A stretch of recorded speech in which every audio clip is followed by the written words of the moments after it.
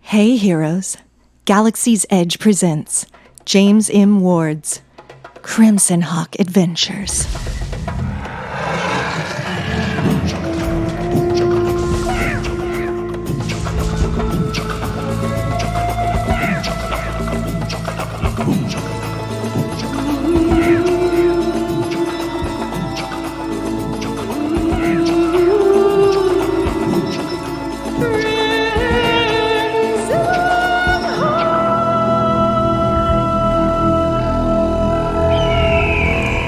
Welcome aboard. We are sci-fi writers playing old school D&D, and if you've noticed somebody's icon is not moving, that's because Wordna has been captured, so he's not with us today.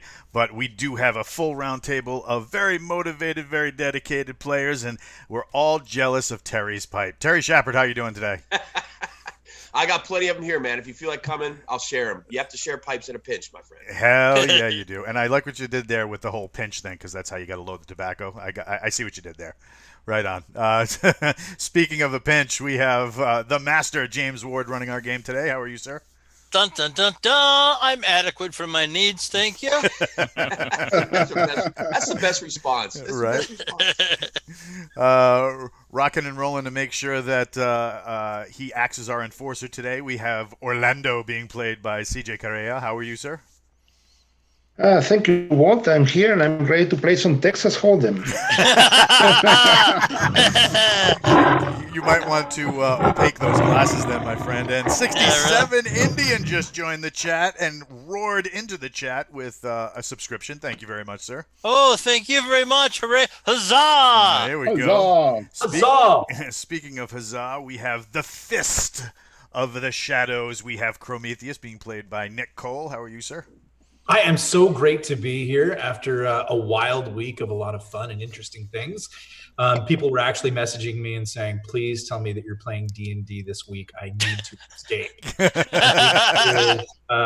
Wow. We're probably gonna impeach the Dungeon Master today. Oh. He deserves it. I mean, he does deserve it. Speaking of deserving it, we have the Indomitable Monk Levi being played by Michael. How are you, sir? I'm doing well, thank you, sir. And last but certainly not least, the man, the myth, the polytheist, we have Lance Scorpio being played by J.R. Hanley. Good afternoon. Say if one is good, 12 is great, right? Well, you know. It doesn't work in marriages, though. I'm just going to put that out there. How many gods has he worshipped so far? Oh, my God. The count is big. Hold on. I got to see if I can remember them all. It was Set and St. Cuthbert. And Cuthbert and Anubis. And then I married Odin's daughter, so I kind of converted. Yep, you're like that guy from the movie The Mummy with all the things on the keychain where he just keeps hoping whatever he's holding is going to stop the mummy. Exactly. But speaking of stopping, we're definitely not doing that. We're going the other way with that. James Ward, take it away. Okay, my friends. Well, today we have a very interesting scenario. Let me hearken back to ancient history. Our good friend Nick there was playing Gamworld and Metamorphosis Alpha with me and said he'd really like to be in a Gygax-style dungeon. And that perked me up right away. I said, you know what? I can deliver a Gygax-style dungeon. And so that's exactly what I've done. I've got 15 levels all done in the way Gary did his dungeons. And the interesting feature is that on top of the dungeons, there's 3 hills. Hill number 1 is controlled by the elves, and powerful, very highly magical elves sit at the top of the ruined tower, and they charge 1 magic item from the party as they come up and out of the tower. Unfortunately, the magic item is always the best one. They get their pick. And then there's a dwarf tower, and 4 very powerful gnomes sit on top of the dwarf tower, and they get their pick of the biggest treasure item, the biggest jewel, or the biggest amount of gold. They get their pick. And then finally, there's the very interesting and highly mysterious CrimsonHawk Castle. In the ruins of CrimsonHawk Castle on its own hill. And that one is filled with danger. They've been on the first level, they've done fairly well, but there's lots of ugliness coming out of that hill that they really haven't experimented with. But today, the great Prometheus has said, let's check out the elf tower and see what we can find down there. So that's exactly what we're going to do today. We're going to go and talk to the elves, which happily and friendly greet the Doomseeker party. And they say they're really looking forward to whatever you guys bring up, and they wish you a lot of luck. So that's where we are. Do they also wish Captain Kilgosha a lot of fun and good times after subscribing to the channel? Absolutely. In fact, the elves have adopted Captain Kilgosha as one of their own. Oh, no. And a lovely elf maiden. Is Captain Kilgosha female or male? I hope it's male. Anyway, a lovely elf. Oh, wait, I can't do that anymore. I'm sorry. Never mind. The elves have adopted Captain Kilgosha, and great rewards will be heaped on them over the next century or so. It's just friends. Don't make it weird. There we go. Couldn't have said that better myself. It's only weird with Levi's animations in the background. Oh, I know. Levi has such strange stuff back there. Formulas and accounting. Keep you guys on your toes. Exactly. So now the elves give a friendly warning to the Doomseekers in that there's been an unusual number of giants roaming the levels of CrimsonHawk. And they get reports back of very powerful giants trying to kill entire parties of people. And so they warn you about the giants. They don't know what the deal is, but of course, it's part of the storyline that my good friends, the subscribers, wanted. They wanted more story. So these guys are just in the start of the Giant Wars storyline. So let us dive down the tower, Prometheus. What do you say? I say that we will follow our battle order and go down into the tower. What is the marching order? Okay, I've got that battle order. You know, that's another thing. Nick suggested this too. Basically, I was going using the Zoom images. I was just going from left to right on the Zoom images, but that didn't give them the tactical use that they wanted. So we have a battle order of Lance and Big John in the front, and Drawn and Prometheus in the middle, and Levi and Orlando at the back. And you guys are really hard to hit now. Most of you have negative armor classes, and you all have tons of hit points. I think the smallest hit points are 48 from Levi. And my default is invisible, so I'm wherever we're stalking, I'm invisible. Okay, that sounds fair. We can definitely deal with that. Of course, many things affect your invisibility, but we'll tell you as it happens, because I know. And don't forget, Jim, I'm constantly surrounded by a 10-foot circle of protection of evil, which makes us completely invulnerable to anything you're going to throw at us today. It's in the books. I checked. Yeah, you know, it's wonderful to believe that. You know, I think a man that walks around confident in his own abilities is a good deal. Yes. Let's see if it works out for you. Well played, sir. Well played. Yes. Okay, so hey. So we walk down the tower, and we go down a staircase into the ground. And the staircase is quite wide, and it's black marble, which is kind of interesting. And you walk down, and then our good friend Prometheus Prometheus isn't in the front. Lance, give me, yeah, I know. Lance, give me an intelligence check. You guys are in trouble now. All right. Yeah. We're 2 doomed. + 2. All right. So 1 + 1 = 2. You know we're going to hurt you, right? All right. I'm rolling with an intelligence of 15. I've got to hit that or below, correct? Yeah. You know who's got a really high intelligence? Esoteric, because he just subscribed. Oh, hooray! Thank you very much, sir. The dwarves will be knocking on your door in a week, giving you great gifts and luck. Not the gnomes, though, because screw those guys. Yeah. Not the gnomes, no. They don't want anybody to be lucky. So anyway, did you roll, and did you make it? Yes, I got a 2. Okay. So there seems to be some kind of weirdness on the side wall as you're walking down those stairs. Can I detect evil on it while I'm up front? No evil. This is some kind of slimy something or other. Yeah, let's wish the worst thing that could possibly be all the time, and then you won't be disappointed. Well, because we're playing with Jim Ward, so there's no reason. There's no reason for not to think something is really the worst that could possibly. Guys, am I wrong? Am I wrong? You are not wrong. I am not wrong. Evil, vicious shot. Just so wrong on so many levels. You forget, Jim, we were with you in Tijuana when that all went down. We know what's up. Oh, well, yeah, we promised never to talk about that. Mm-hmm. So when you say something that, Jim, is something weird about the wall, is there some kind of design in it? Is there some kind of something seeping out of it? You said it's black marble, right? Like, what is it? Yeah, black marble. That's an excellent question. Basically, there seems to be an odd indentation that is not like the rest of the whole wall that you've been by. You maybe suspect a secret door, but naturally you haven't found it yet. Okay. With a non-weapons proficiency of heraldry, do we notice anything about the mark? You don't even get a check on that one, Lance. Nope. Is there anybody among you that's good at this kind of thing? This is not my wheelhouse. As a thief and an elf, and a highly intelligent storm giant, and a half elf. Could I make a roll? Yeah, of course. What would you like me to roll, Jim? You roll a 6-sided die, and you have to roll a 1 or a 2, my friend. 3. Okay, you don't find the secret door. Okay. Can we all try this, or was it just one person? Elves can try it and thieves can try it, but nobody else. Not us. Okay. I mean, you could try it, but you're not going to get it. I would like sort to of be a more. thief. You are sort of a thief, yes, sir. What is your detect traps percentage? Yeah, that's what I'm looking right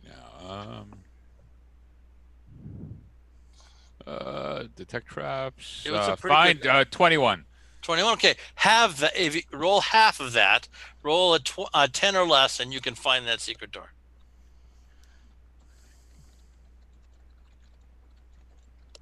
9.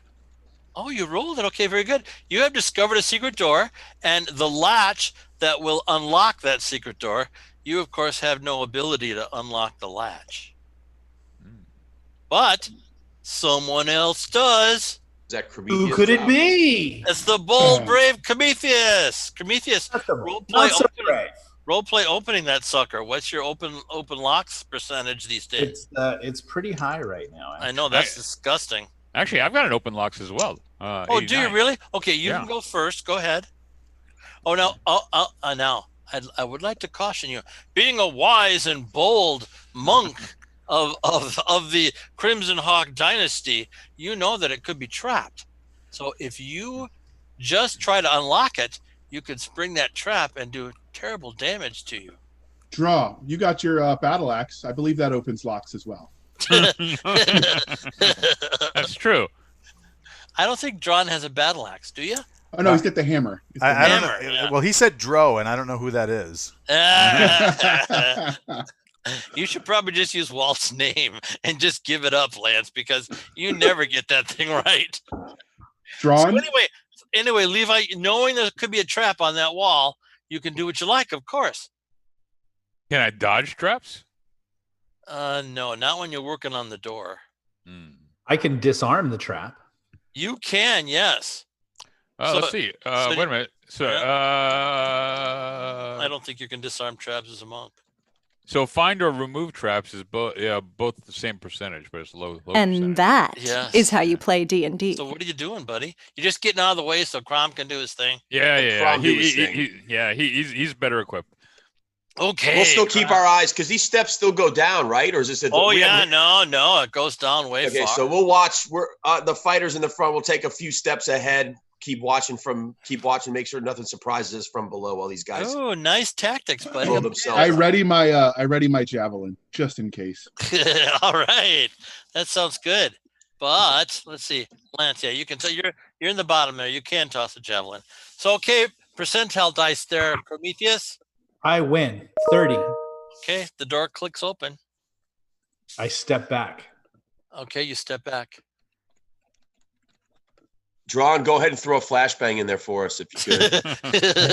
Just kidding. Big John, while I've you got were grenades. out, Who? Go ahead. I was going to say, while you were out, Big John, a bunch of us ended up with flintlock pistols and rifles.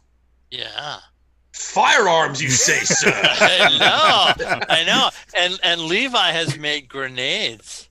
I have grenades. So you guys are going to have to light your beards on fire, have a brace of pistols. Avast ye! Yeah, really. All right, well, let's go in. Did Crom pick up any traps, or was he just able to, no problem? He did not look for traps. He Rothman found the trap and I disarmed it. No. No one found it. From what I understand is he found the door, but no one really looked for traps. You unlocked the door, Prometheus. You did not find the trap. Can you check for traps, Crom? Yes, I would like to check for traps, James. I'm sorry. Roll them bones, buddy. I thought that was assumed. You have nothing. No. Nothing is assumed in this. Nothing is implied here. Exactly. Yes. 88, I made it. Okay, you made it. You do find a great big fireball trap. I would like to disarm that trap. Boy, that could be difficult for you, you thief. Would have been really easy for somebody else who is not here and mourned greatly. Maybe crap. How do we have any way to do this, guys? Not, obviously this is not. I would like to disarm the trap. And why is it a fireball? What can I tell? Why would it cast a fireball?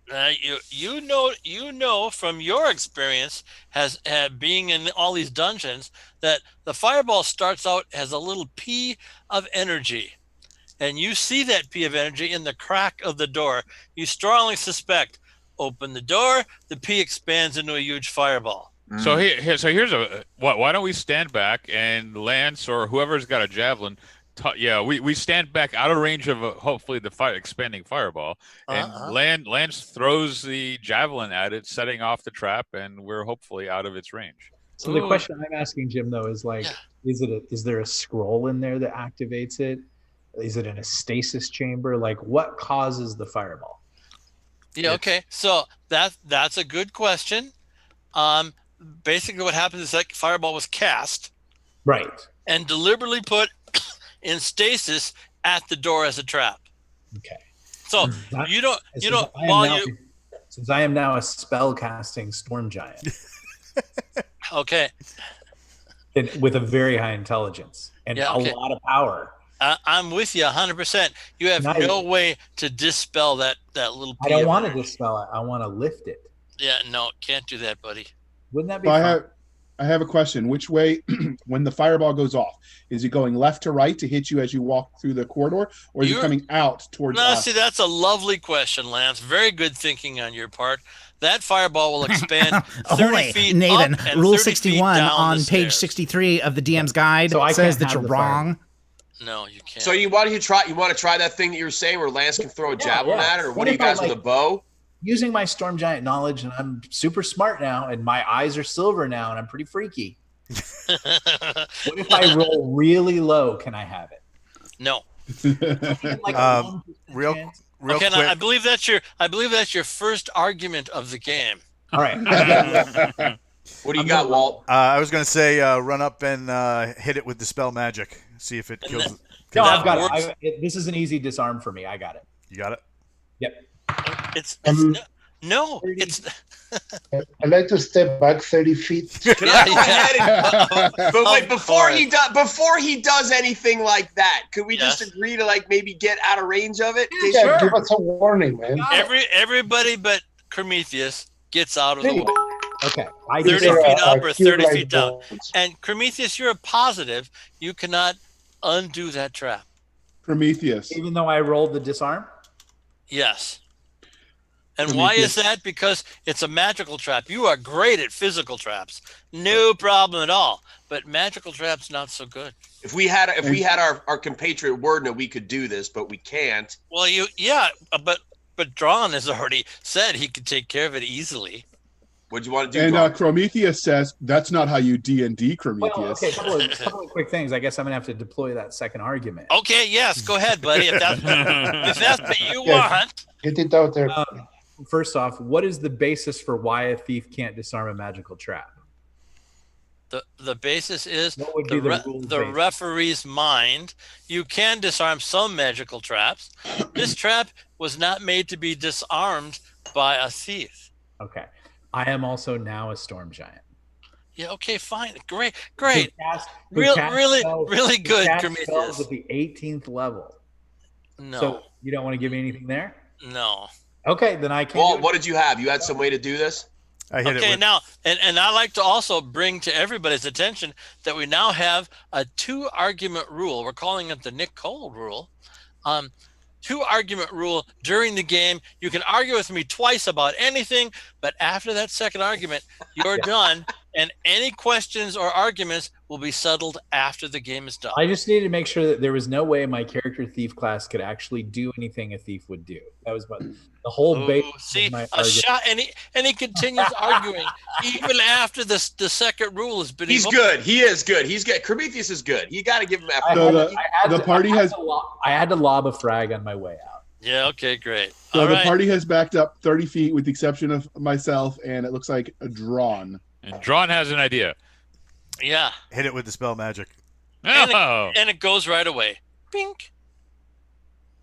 Goes by means as in like disappears? It disappears. And naturally the cleric gains 300 experience points for doing that excellent piece of work. Which and the paladin loses because he was afraid and I was not. So I stood my ground while he ran. No, I'm afraid it doesn't work that way. I didn't think paladins were supposed to be stupid, but no, they aren't necessarily smart, actually, but they are charismatic. All right, we going through this door. I am a good-looking. Great hair. I'm a good-looking, persuasive man. I am. There we go. In character. Yes. Okay, so we got through it. We're past the door. Excellent. Let's kick some doors. And the door opens, and you see a room that's lit with a magical glow. And there are 3 chests, a great big long spear, and a long sword, floating in the air above the chests. This all sounds bad. How big's the room, James? Oh, it's kind of hard to tell because you haven't walked in yet, but you're estimating roughly 30 yards by 30 yards. So you're saying, Jim, because we're in the front, you can see a spear and a sword floating over the chest? No, the spear is leaning against the wall by the chest. Oh, okay. And the sword is floating. Obviously, that sword is going to attack you in some way as you come in the room. That's obvious to everybody. Right. Oh, with my tracking skills, do I notice any markings on the floor that might indicate movement? Dust. Nobody's been in that room for a long, long time, maybe centuries. Look up, down, and all around. Yeah. I love that you do that, Levi. Thank you very much. You don't see anything in particular, just black stone walls. As warriors of great renown, do we notice anything about the make of the weapons themselves that might tell us where they came from? They're both clearly magical, but you don't know where they came from. Can I detect evil on anything in the room? Ooh, that's fair. One chest is totally black evil. Which one is it? I tell the boys that. The middle chest. All right, that's got Prometheus's name all over it. I'm sensing some resentment toward Prometheus. I know. What's the deal? No, what do you think, lads? What do you want to do? Evil for us. No, you guys don't have to go in there. Nobody said you have to go in that room. I'm just telling you, you can go down. Do we also see an exit way out, or is it all by itself? It's a closed room. Yeah, you aren't able to check for secret doors. I get that, but so there's no obvious exit. We can keep going. Yeah, I'm going to take. So real quick, there's 3 chests. Yes. One is black evil. Yes. There's a sword and a spear above each chest. No. There's one spear. There's a spear leaning against the wall. Yeah, right. I got this big. I'm sorry. I just try to help. He's so excited. No, there's a spear leaning against the wall, and there's a long sword floating above the chest, and you're positive that sword will attack you as you come in the room. What does Fever say? That sword isn't intelligent. Oh, Fever says, no, that sword is useless. You won't like it at all. That spear is terrible, too. You really don't want it. Yeah, so I would like jealous. I don't want those things, but right, good, yes. Tell me what they are.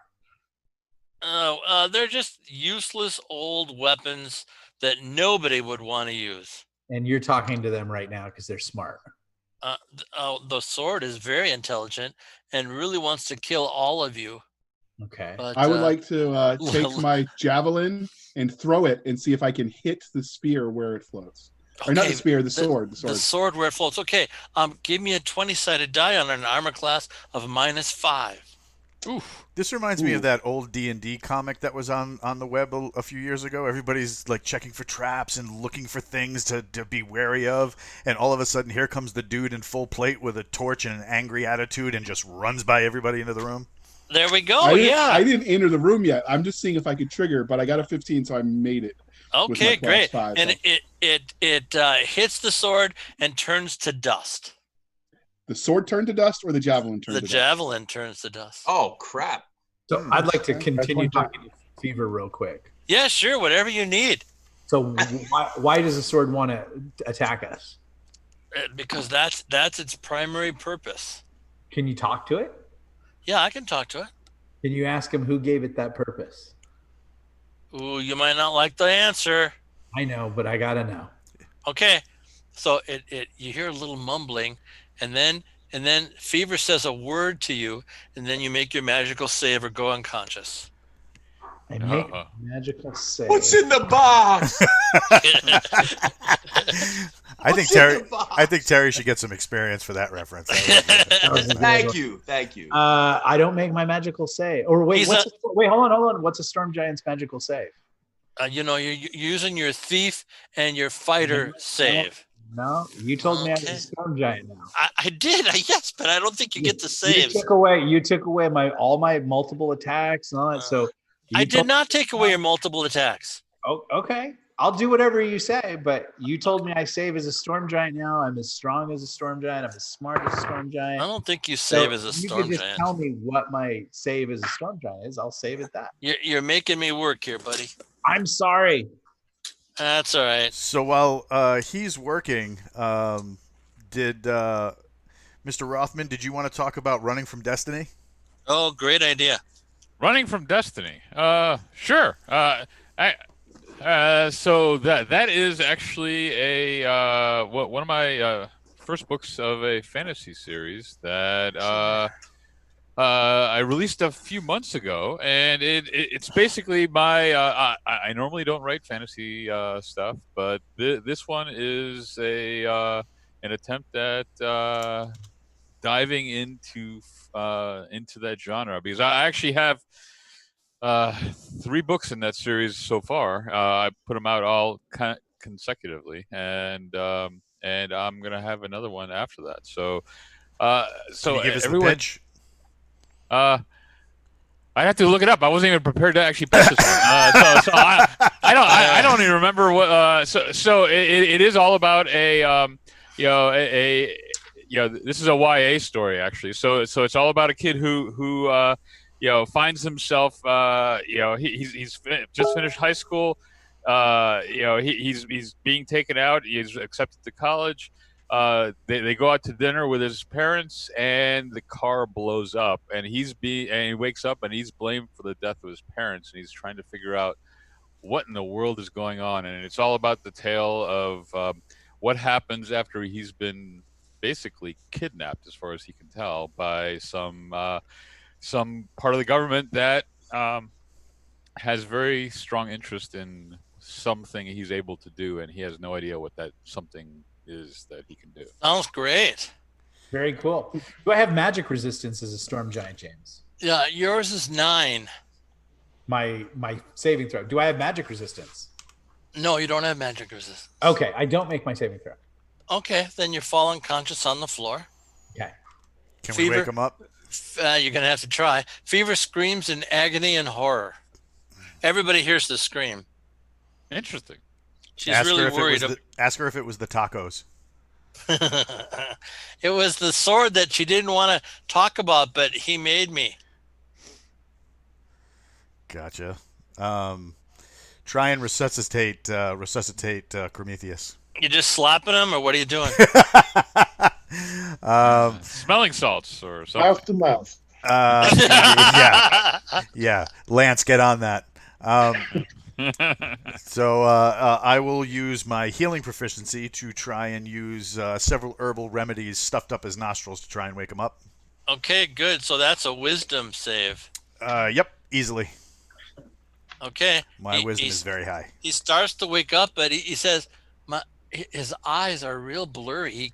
He isn't seeing very well. Let's see. Spells. Can I cast Cure Blind? While we're dealing with this, I'm going to just step out of the room and I'm going to watch the stairs so we don't get ambushed from behind. Okay, very good. That works. Can I cast Cure Blindness? Yes, of course you can. Cast it. And it works perfectly. He's fine. Nicely done. He's fine. Medic. So what exactly? What did he see? What did you feel? Prometheus, tell us. What name did she tell me? Yeah. Dave. Okay. You want? Okay. Your mind is actually like leaping over the memory of that. Now you can call that up if you want, but you're afraid that you're going to have to make a minus save if you do. Okay. So it's whatever you want. You can say it right out loud.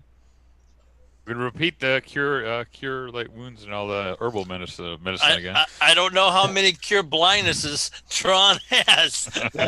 What if I'll cure him next time? Yeah. Okay. What if I tell her to write it on the dirt? No, she can't spell. She can't write. Okay. That's not her thing.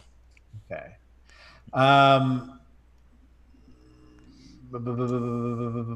It's something I don't want to think about, but if I think about it, I have to make a save. If you think about it, you're going to have to make a save at a minus, and if you say it out loud, everybody's going to be making a save. I see. I think it's something that I'm not supposed to say. Okay. I suspect so. Then don't say it. That's good, Lot. Your wisdom must be very high. I think you need a 200 experience points for that statement. I will take it. I will. Let's wedge this door and keep going down the steps. Well, let me do one more thing. I will ask Fever. Ask that sword if it wants to be free. Yeah, no, it likes where it is. It enjoys its guard post. Let's put it this way: it may be something that we don't want to mess with right now, especially if it vaporized the spear that got chucked at it. Yeah. That was a javelin, by the way. Oh well, yeah. And it didn't vaporize it; it turned it to dust. Okay. Well.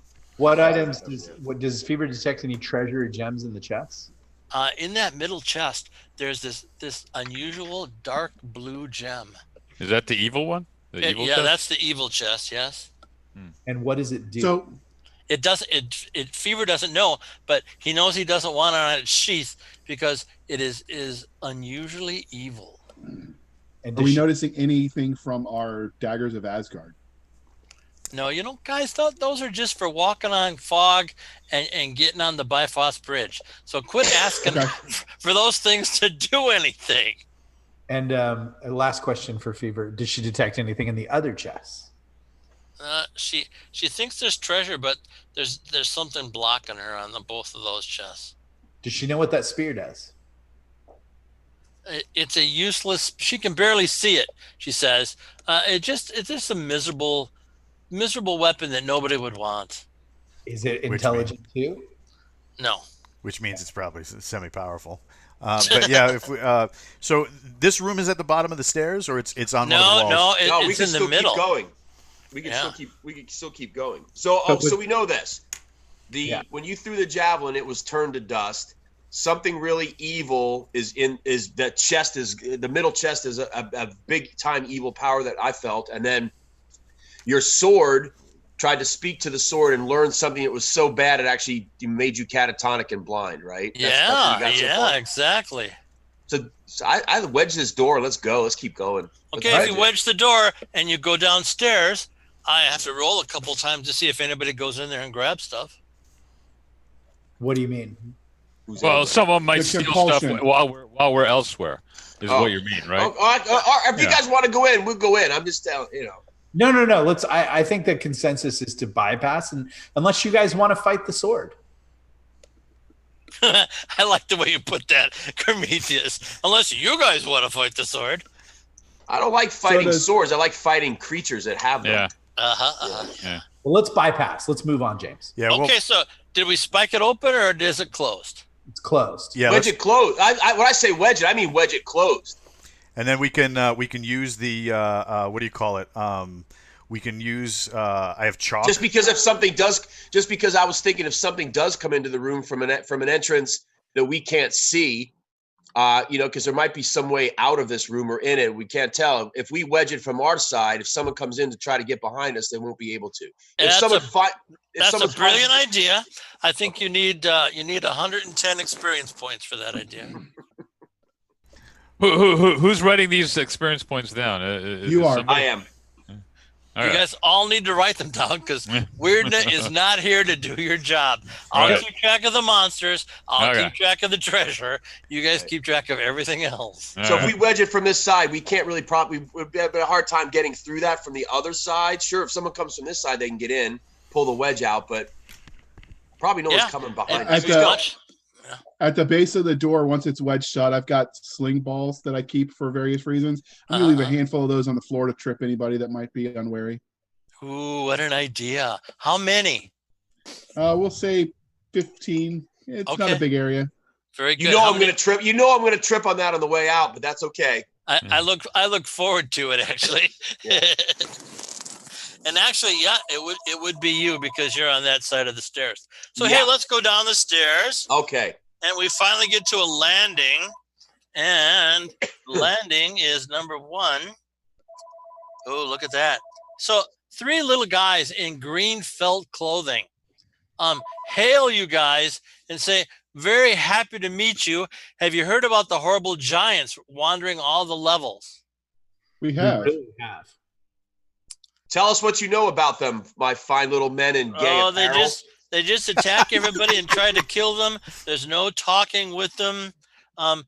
There's a mention of the giants taking over the CrimsonHawk ruins. I'm detecting evil on these little creatures. Anything? Oh, that's a fair question. They're definitely slightly evil. Do we recognize anything about their clothes that would tell us more about them? No. They're just kind of hunter green clothes. They're just cute little guys. Big shocks of white hair. And let's see what they got for weapons. Look at that. Are these the gnomes? No. These are different from gnomes. Are they little? Describe these little guys to us. Yes. Okay. They're about 3 feet tall each, and they have this green clothing, and they have odd scythe swords. So the kind of swords that you use to mow down wheat, and cut farm stuff. That's what they have, and they have them out ready to use if they need to. And you do see dripping blood coming off of each one of them. So they were just in a battle recently, and you get the feeling that they're going to be very hard to hit. So I see blood dripping from your blades. Well met, warriors. And can you tell us what you were fighting and where? Yeah, we just killed a bunch of wolves that came up out of the dungeon. Sorry, Lance. Did they look a little like Lance? No, they didn't. Well, you guys know now these are, and of course I very, very slickly, Master James. I just go, they're evil. They're evil. Yeah. Oh, that is so slick. Yeah, wow. dude, I'm really, I'm a man of the street, Jim. Yeah, I'm a man of the street. That's become clear to me, yes. So I understand that you're adventurers too. Would you like to? No, we're not adventurers. We live here. It's our job to watch over everybody who comes down, give them a little warning, and maybe help them as they go up the stairs. I wish we had worded to like shrink them and put them in a bottle like you see. So, what, like a frightened turtle? So a boss implies you work for someone. Yes, of course. Don't you guys work for someone? We work for ourselves because we're right and proper as such. Really? You want to work for yourselves? That would be a good thing. No, we're very happy with our employer. Who's your? Well, where are you going now? Where are you going now, my friends, and who have donned their gay apparel? Are you going out? Or are you coming in? Or what are you doing? They don't know which question to answer. I'm sorry. So let's start with who's your boss? Okay, you hear a name, and all of you make a magic saving throw. Prometheus, make a magic saving throw at a -1. Oh, here we go. Should we tell him? All saving throws are magical. Oh, yeah, great. Thank you very much, lads. My very good friend. So what are we saving against? Magic. Magic, yes, magic. I fail. Okay, you're unconscious again. I made it. Okay. I made it. Okay. Oh, So what did good. I hear? What was the name I heard?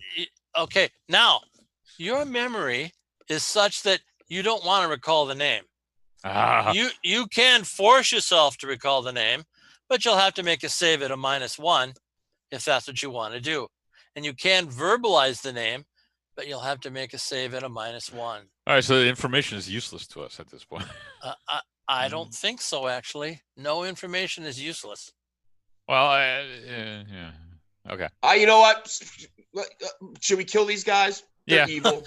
I think so. I think so. Why don't we get them to show us to where the good loot is? They're going to stab us in the back. We know that. We'll kill them later, but let's put them to work now. Okay.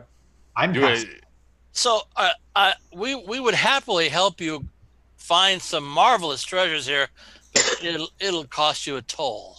Naturally. Okay. What will it be? 10 gold apiece. Easy.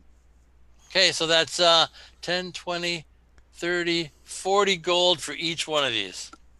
So we'll pay you half now and No. We don't do that half now, half later thing.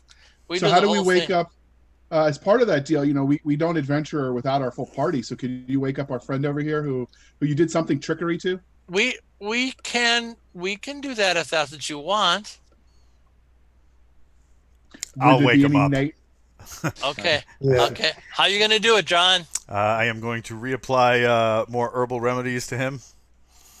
Okay, -2 on a wisdom saving throw. Well, luckily my wisdom is high. Oh yeah, easily. Yeah. Okay, very good. So you wake him up, but again, he is blurry-eyed. Oh, I can do cure blindness. You got it? Okay. Oh, very good. All right.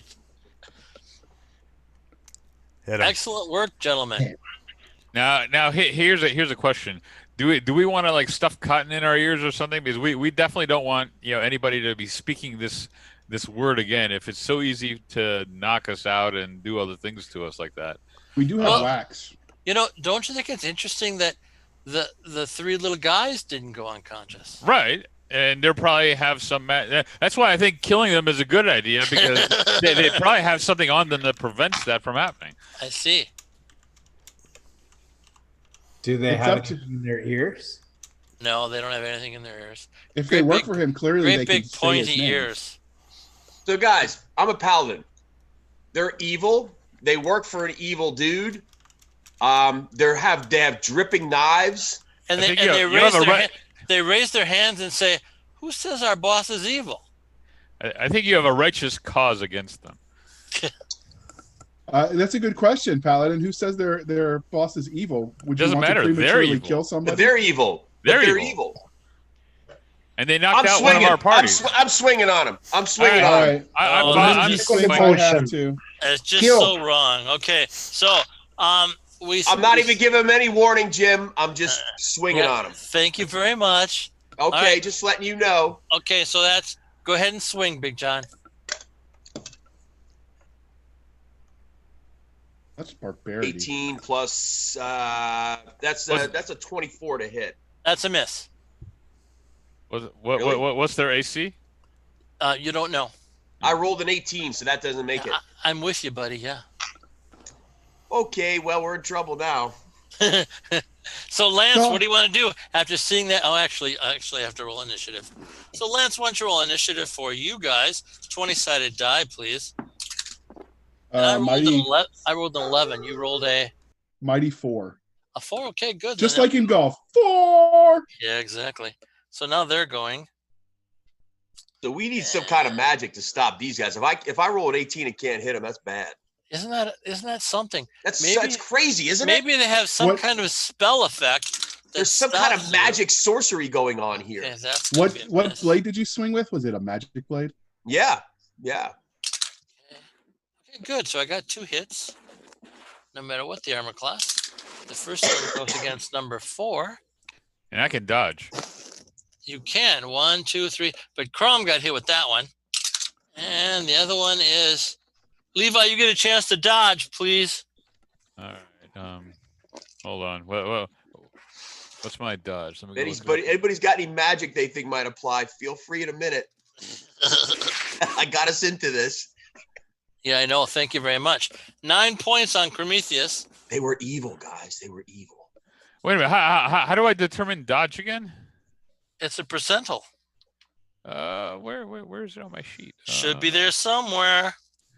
If you can't find it, you ain't got it. Oh no, I've got it. It's just there it is. Okay.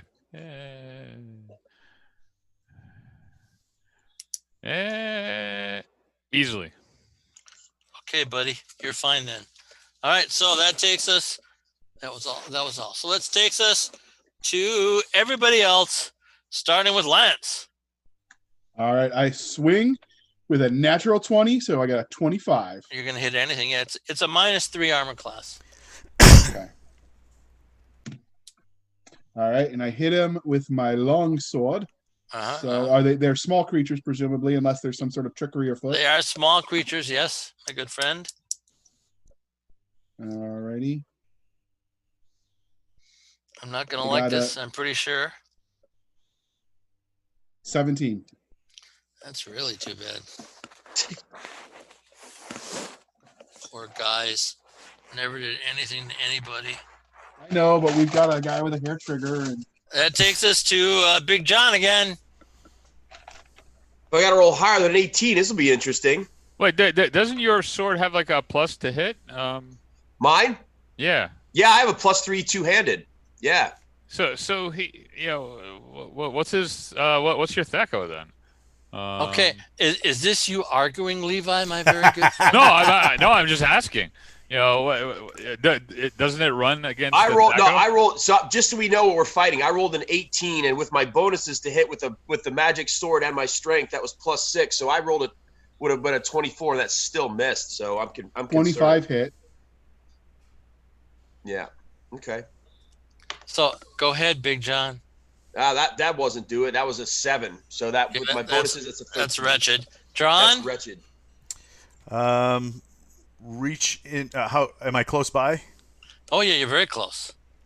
Okay, so I reach in. I grab a whole bunch of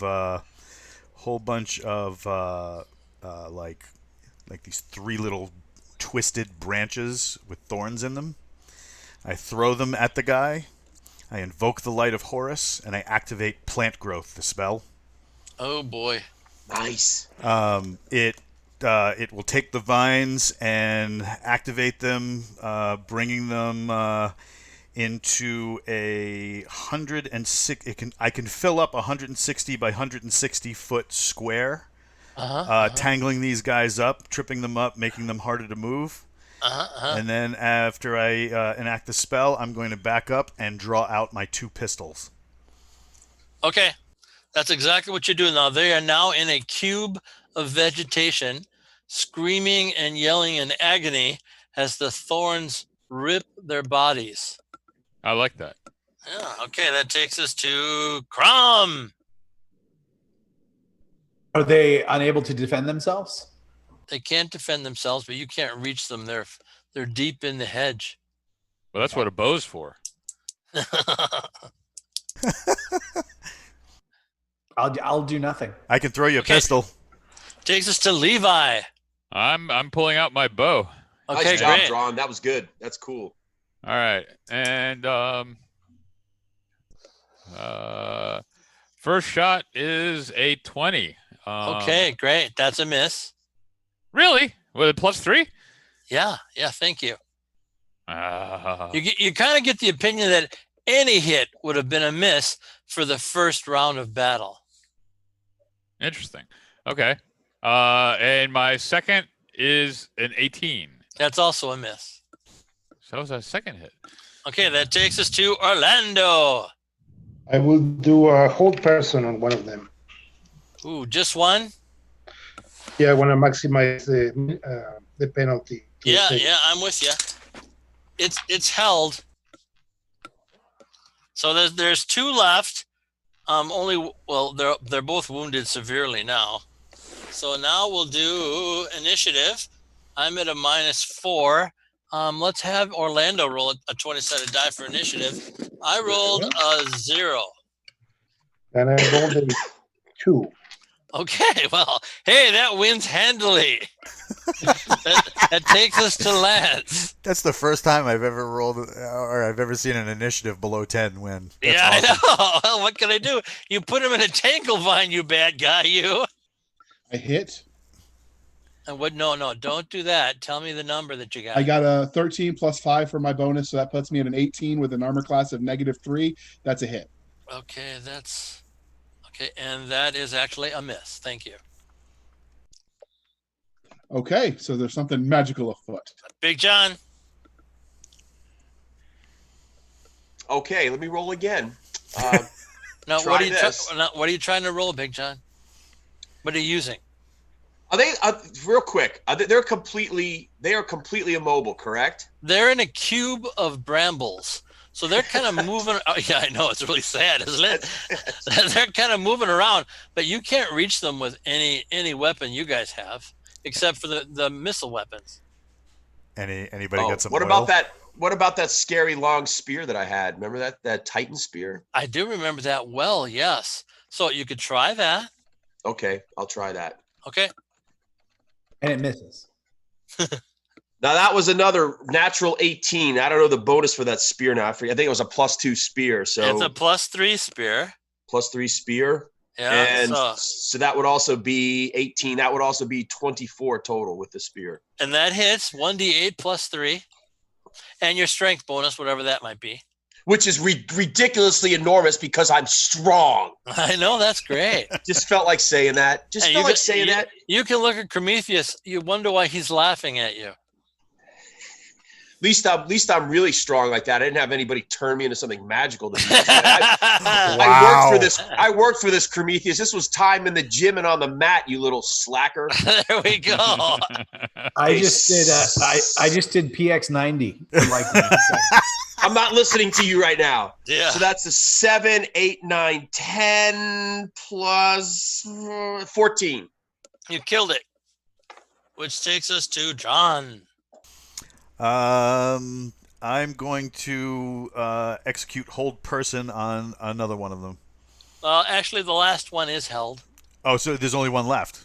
Right. I'm going to take a shot at it with the pistol. Oh, this ought to be fun.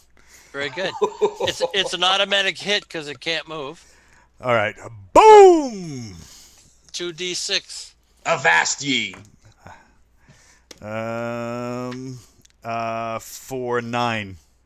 Very good. You killed it, and the echoing of your shot echoes down the corridors all around you. Boom, boom, boom, boom. As a warning to everybody. Boom. That might not have Cowardly. been the best idea. Nobody will be surprised now. You should have stood and stabbed him like a man. He couldn't reach him. Well, not only that, I'm a cleric. I can't stab anybody. Yeah, really. Okay, so right now your choices are slim. You can go east or west down corridors. The huge corridor to the north is all blocked up by brambles. Wait a minute. Wait. Dro, hold on. Okay. Dro, Knight of Barsoom wants you to shoot me in the butt. Yeah. So wait a minute. So we can cut through the brambles. We want to figure out what's on these guys. Yeah. Okay, so you're going to try to cut through the brambles? Well, did the brambles, can you disperse them after you're finished using them, John? Yeah. Yeah, you can disperse them. Why do you think that, John? Spell right here. Does the last sentence of the spell say you can dispel it? Oh no, never mind. Different spell. Yeah, that's right. You can't dispel these puppies. Let's see what they have on them. That's a good thinking. We'll hack up the. Can I do something real quick? Of course. Okay, so I tossed my grappling hook in around one of them. Your grappling hook hits brambles every single time you toss it. Okay, with my giant strength, I can just pull out the brambles. You can. Where are you going to put the brambles? I'm just going to pull them to the side and then toss the grappling hook back in. So that means you're going to block up either an east corridor or a west corridor. That's fine for right now. I'll block the east corridor. Okay, thank you very much. So that works perfectly, and you reveal the 3 dead bodies. Okay, go for it, you ghoulish fiends. All right. Can we have our thief check for traps on the bodies? Poison. Come that on, sort of thing? Nobody ever puts a trap on a body except if it's a dead body lying in the dungeon. This is a James Ward Gygaxian dungeon. What's happening? In all my years playing with Gary Gygax, he never put a trap on a living body. Well, they're dead all right, so now, what are these jamokes got on them? Okay, that's fair. That's an excellent question. Can we figure out, by the way, as a party, can we figure out what exactly, just for my knowledge, how come I couldn't hit that dude with like almost a natural 20? They might have been quicklings. It's a type of creature that really zooms in and out. And I love that speculation, John, but actually they're Spriggans. Oh. And they have a magical spell, much like a displacer cloak, on their bodies. Oh, so they're given to them by the boss of the dungeon. Don't tell his name. I won't say his name. And basically, the first attack on them misses every single time. Oh, interesting. You said the boss of the dungeon. Do you mean the boss of this level or the entire dungeon? The entire dungeon. So that'd be the creature that's on the 9th level of the castle. Well, actually, he's on the 10. Probably like a ball. He's on the 12th level of the castle. Okay. And yeah. And the paladin just murdered his servants. So you're going to be happy to know you get a total of 9,000 experience points for those 3 guys. Outstanding. Okay, and there's those three bloodied weapons that they have. Nobody's picked them up yet. Can we detect evil on the weapons? Oh yeah, they're very evil. Oh really? Yeah, and they each have a red potion. That's very evil. And they have a green potion. That's not evil at all. And they have an orange potion. That's not evil either. So do we know what the potions do? Of course you don't. Can we... Red potion poison. How can a weapon be evil, guys? What do you think? I mean, is it just like a... Actually, can we have... Prometheus's weapon identify some of these things for us? No, is there any lore we can figure out to know what these are? No, see, that's fine. Yeah, if you had some nice weirdness spell lore, you could do it in a second. But naturally, you don't have that. We don't have that, unfortunately, for everybody. Peter has her wisdom lore. Well, I can cast speak with dead and ask the dead guys what they. Ooh, very good. Yeah, you bet that works. That's 50 experience points for you, buddy. That's nice. Fantastic. Nice going there, scary dude with glasses lurking in the corner. Yeah, really. Okay. He's in Witsack. We're not supposed to mention that. Okay, so. Good one, Orlando. I know, that was very good, actually. The red poison is of course, death poison. Ooh. And the green potion is, of course, enlarge. And the orange potion is invisibility. And they each have one of those. Let's stick all of that in the bag and rock it for later. Can I have the poison, please? Yeah, I was going to say, give that to Chrome. You want all 3? Yes, please. We'll put the others were those weapons poison, lads? Okay, now, Paladin, you don't like the fact that Prometheus, you love Prometheus as a brother, a fighting warrior side by side. You don't like the fact he uses poison. Yeah, but Prometheus is just going to dispose of it later. I don't think that's what Prometheus said. I don't think he said that. No. Him and I have this psychic link. We understand each other, and that's his intent. Yeah, okay. Yeah, so Big John, don't worry about it. Yeah, we're good. Prometheus has poison handling. He's the one who's most trained to deal with it, so none of us hurt ourselves. That's right. Very true. Okay, and that's we definitely don't want to put their magic swords in our bag of holding. Yeah, okay. What do you want to do with those swords that are lying on the ground that nobody's picked up? What does Fever say about the swords? Oop, hang on. Something weird just happened. Uh-oh.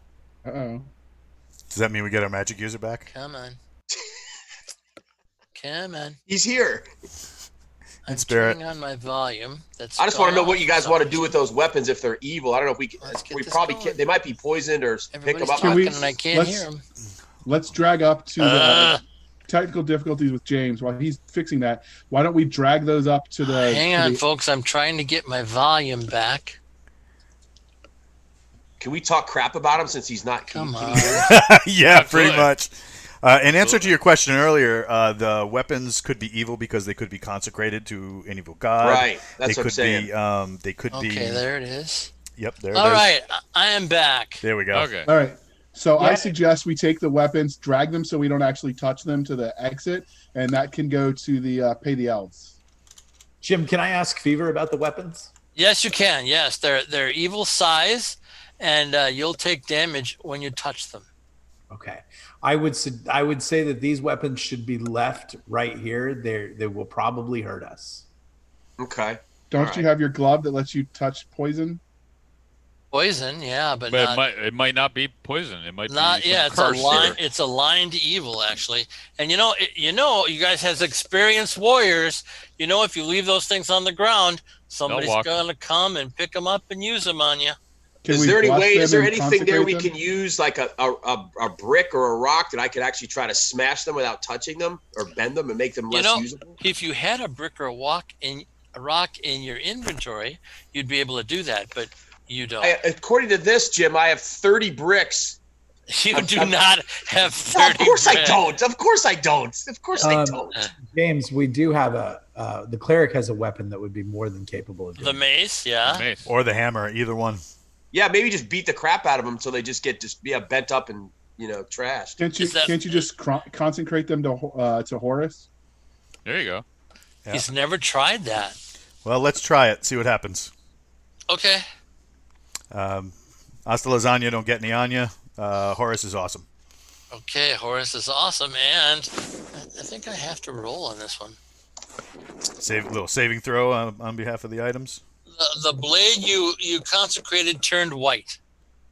Is it still evil? Is it still evil? The paladin says no. All right, so we're gonna grab that as loot. Try it. Keep it up. Okay. I will also share the wealth and let Orlando. I'll take another one, and then Orlando can take one too. That way he can get some experience for this too. Okay, so Drawn, go ahead and do that. Yep. And a black cloud comes up from the sword and surrounds your head, and you find it difficult to see. What would Orlando like to do? Hopefully not that. Earth calling Orlando. I think he's frozen. Orlando. I'm sorry, my connection has been acting up. Yeah, mine's bad too, buddy. They're letting you try to consecrate the other evil sword so that you can get some experience out of it. But I will do it. But Drawn consecrated the second sword, and now his head is covered in a black mist. Oh, that's not good. That's not good. Can he speak to us? Can who speak to you? Drawn. You don't hear a word he says. Maybe Drawn should pray to whoever. See maybe, but he can't hear that suggestion. Leroy Jenkins. I'm curious. While this is going on, I have some necromantic spells that are mine now as a 7th level paladin. One of them is Spectral Hand, which I have. I'm wondering if I could cast that and actually, with that sort of hand, just push that stuff away from Drawn's face, that cloud around him. Yeah, good try, but no, absolutely not. Okay, I figured I'd try it. Can you dispel evil? The paladin can't dispel evil. Okay. Do Drawn's life functions seem to be okay? He's standing up. He's there. It looks like he's swearing if you can read his lips. Exactly. Thank you for the very good play acting, Walt. That's another 100 experience points for you, buddy. Right on. Oh, sorry, can't hear me. Is it a spell that's attacking him, or is it something you haven't the else, slightest idea, fighter?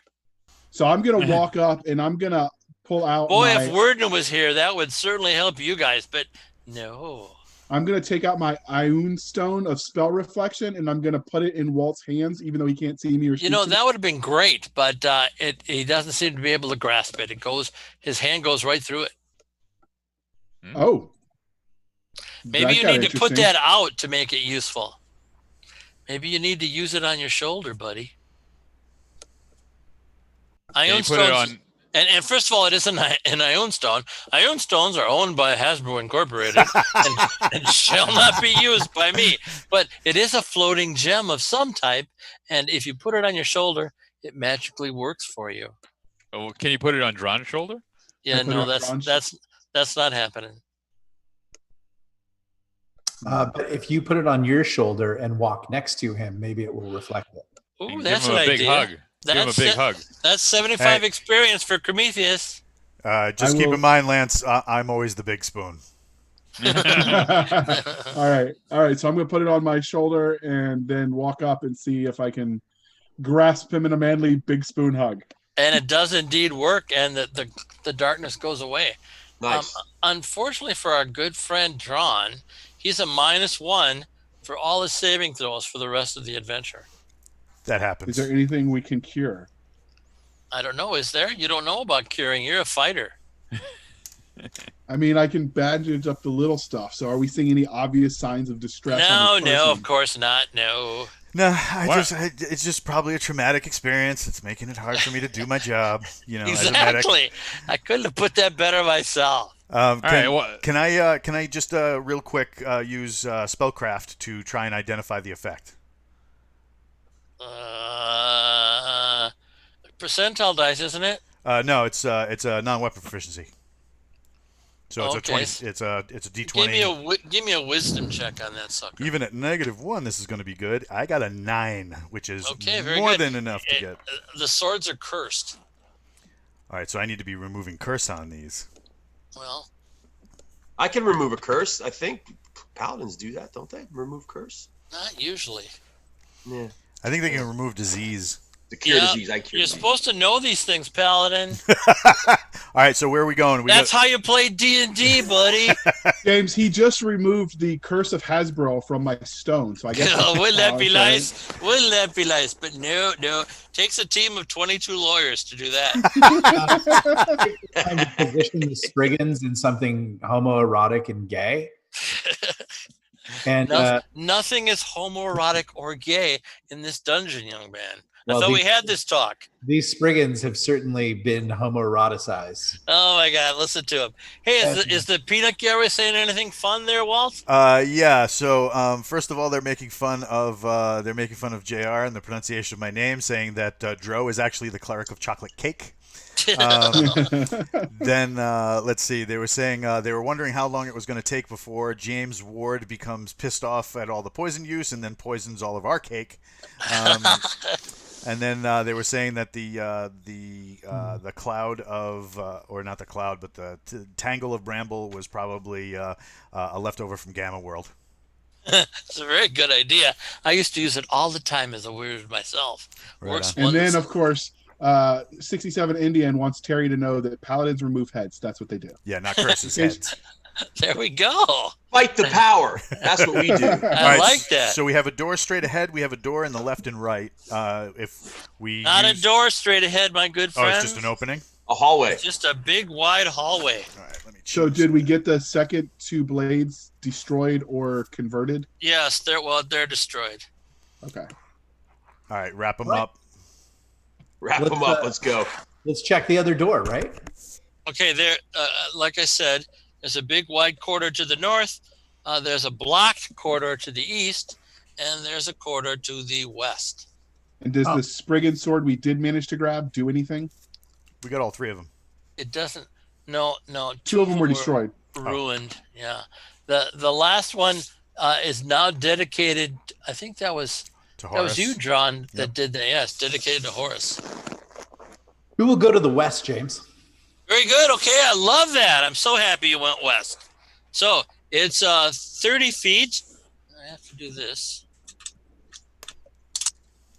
Okay, 30 feet. There's a door to the north, or you can continue on west. I would like to check for chaps on that door. Okay, roll your percentile. Yes, 40. Okay, very good. A glowing green rune appears on the door.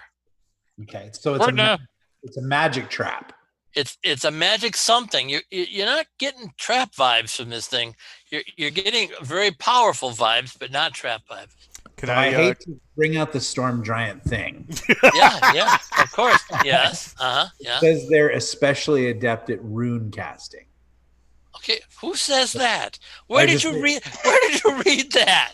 It just in the in the monster manual? No. In the corner. No. I looked it up. It just said you can. It's storm giant. Storm giants are known innately to have a high affinity for rune casting as well as traditional sorcery. Really? I don't know how you want to play that. So dang it. Well, now I have to tell you that it's a rune of lightning that will fill that corridor with lightning if you do anything to that door. Okay, I tell everybody to get out of the corridor.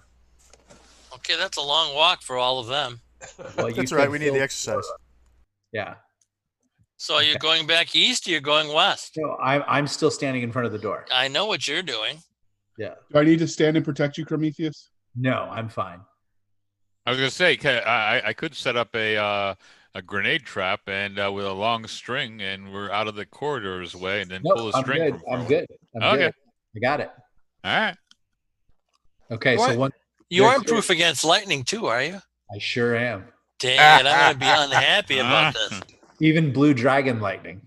Oh, wow. There we go. I don't believe you're correct there, but that's okay. I can, would you like me to read that to you? Are you arguing again, young man? No, I just am correcting now. Okay.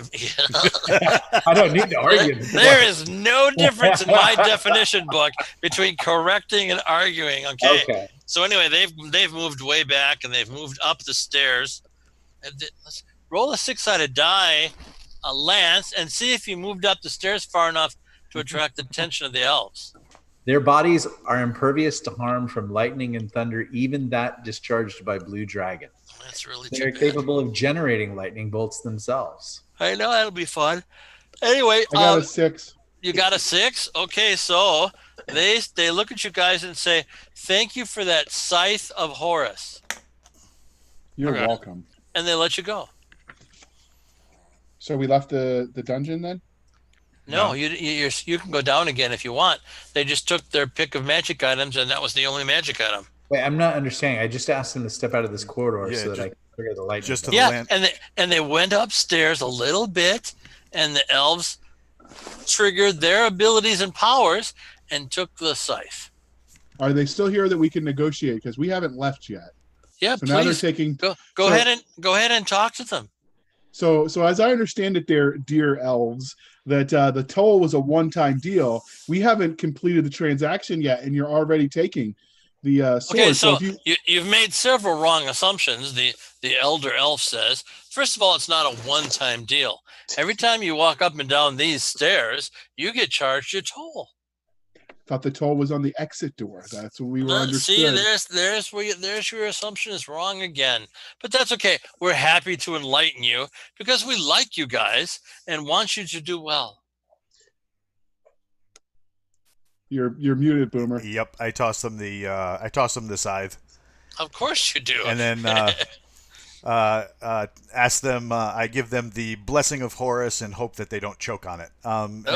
Let's let Prometheus continue doing. Yeah, let's Prometheus do your thing down there, buddy. Okay, buddy. He breaks the rune and the door blasts open.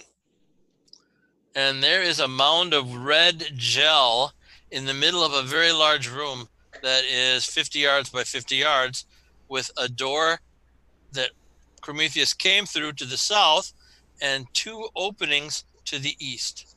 I assume Prometheus calls us back in. So we know to. Let's assume that, yes. Okay. So there's red gel. Yeah. Is it moving? Not yet. Do we recognize the gel? That might be a red pudding. Yeah, you read the VIN number, Lance. I mean, we've seen things. We've been places. We know a thing or two because we've seen a thing or two. It might be a red pudding. Is it cherry flavor? Look up, look down, look all around. Okay, there is another red mass in the ceiling. Can we throw some flames at it there, cleric? I don't know. Boy, if Weirdner was here, he could just boil him right up. But no, he's not here. Bummer. He's How about some flaming oil? Yeah, we got flasks of oil.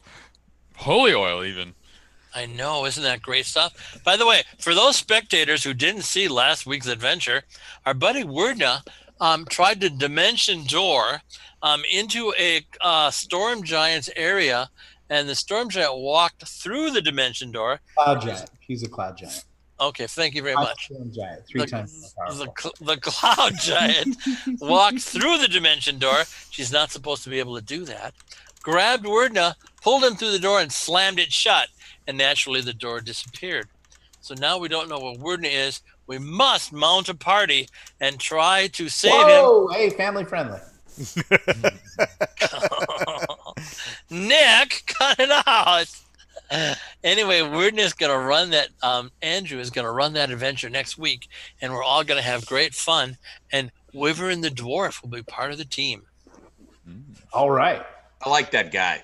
I like that Wyvern guy. Let's light this pudding up. Okay, you're going to burn them up? What are you going to use? I'm using flaming oil flasks. How many? 4 for each one. 4 on the ceiling and 4 on the floor. Yep, 4 on the floor. Okay. So you aren't going to like this. Okay. The one on the ceiling doubles in size. Okay. The one on the floor triples in size. And so now the one on the floor pretty much fills up that room. Okay. So flame makes them grow. My goodness, they're red. What do you think? I've never run into a red pudding before. It's amazing, isn't it? You know, interesting. So it's not cherry flavored. Interesting little quick story.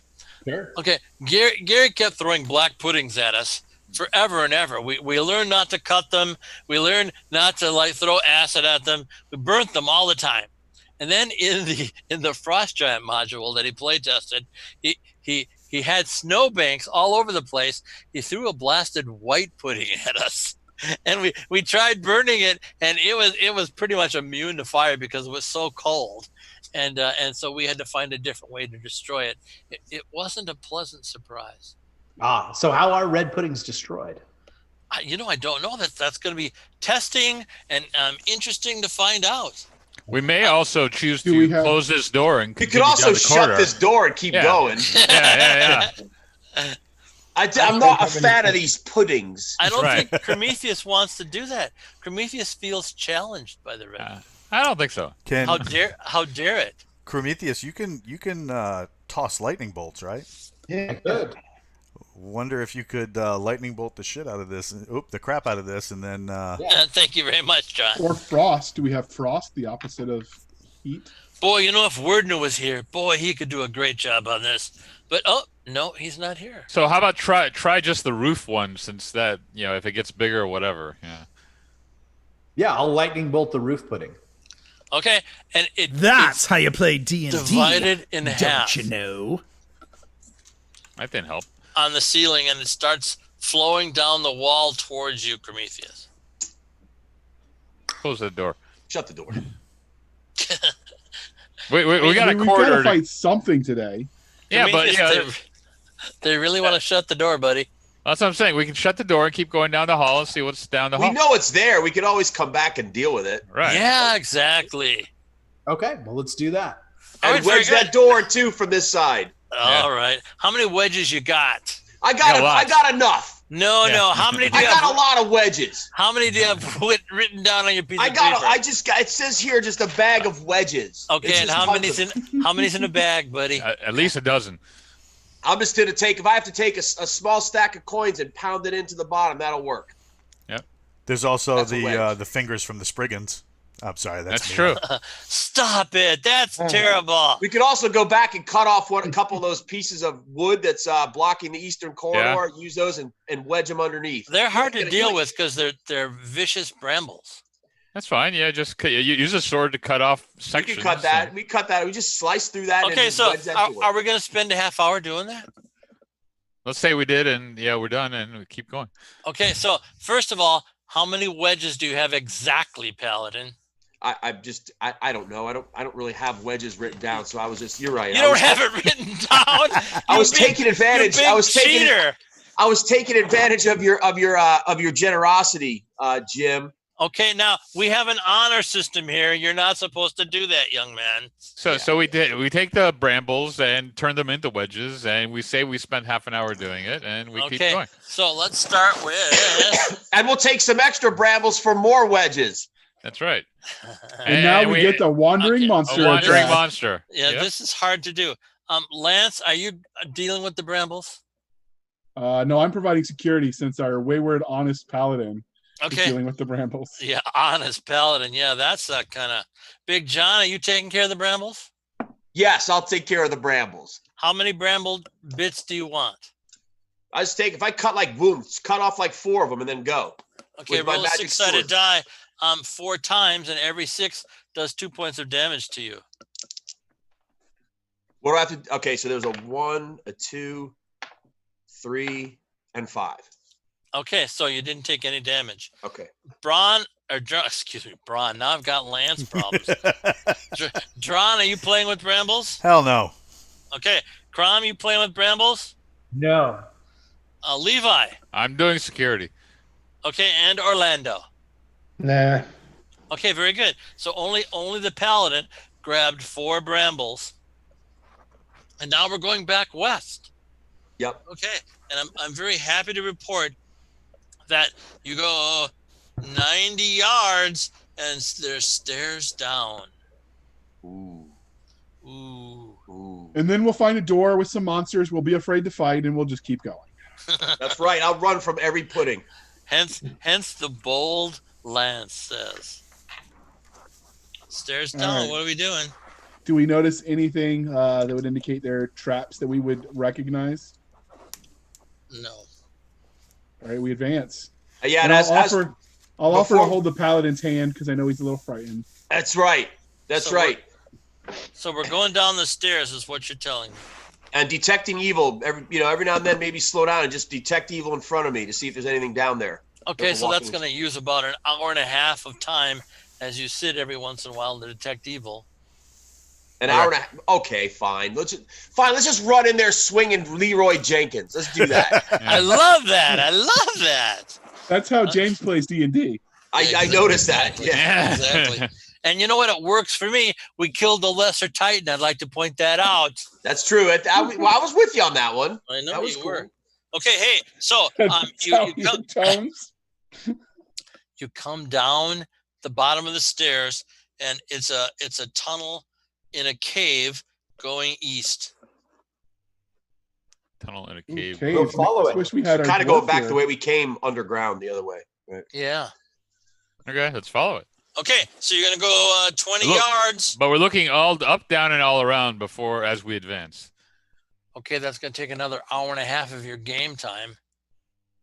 Up, down, all around, just scanning to make sure we're not walking. Right. Okay. So you look up. Oh my goodness, what is that in the shadows? So you all stop, and you raise some torches. Oh, the torches aren't shedding light tall enough. So you get out a continual light coin, and you try to use that light. Oh, that light isn't tall enough. What are you going to do to shine light on that thing that's up there about 90 yards? Oh, we'll try a mirror. Oh, that works great. Oh, it's a little piece of coal. Well, okay, let's continue on. You continue on for 28 feet.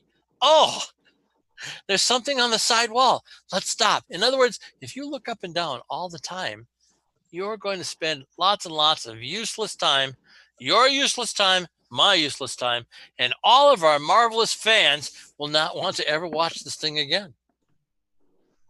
Not in love with your tone. Not in love with your tone. We're walking. But that's All fine. right. We get the point. Let's walk. I just wanted to go there. Okay, so big chamber to the north, or you can continue east. Let's check out that big chamber. Chrome, are you with us? Yes, I'm here. Wake up. All right. Which way do you want to go? Crom, are you mad that we didn't deal with that pudding? Was that a mistake? No. I'm riveted, as the audience is. Let's Very good, Nick. Thank you very much. This Compliment is exciting stuff. Okay, so hey, it's a chamber filled with white dung. It smells to high heaven.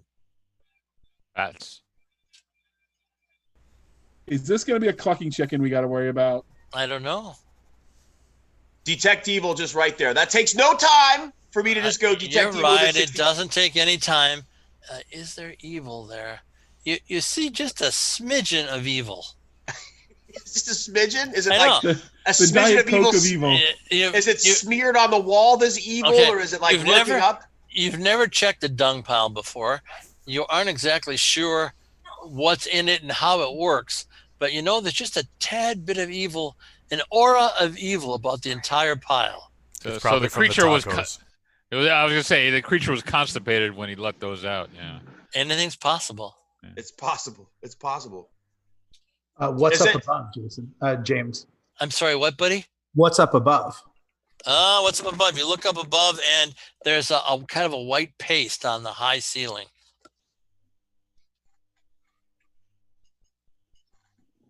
Someone shoot an arrow into that big pile of dung. I can do that. Shoot an arrow into that big pile of dung. Shooting the crap. So is that what Levi's doing? I'll shoot the crap. I'm doing. Or you can do it. Oh, Crom is doing it. Prometheus, how many arrows do you have? I have 400 arrows. You don't have 400 arrows. It's in the same bag as the wedges, Jim. Yeah. Relax. I have 36. I have 36 arrows. You can have 36. That's fine. So you shoot one right in the dung, and it disappears into the piling mass, and it becomes even more stinky in the area. Well, something's making this poop. Are there any exits? Are there any obvious? Not that you see. How big is this room? It's kind of hard to tell because you can't see the back. So it's at least 30 yards long. It might be longer, and it's at least 25 yards wide. And pretty high ceiling, right, Jim? You said high ceiling to it too. Yes.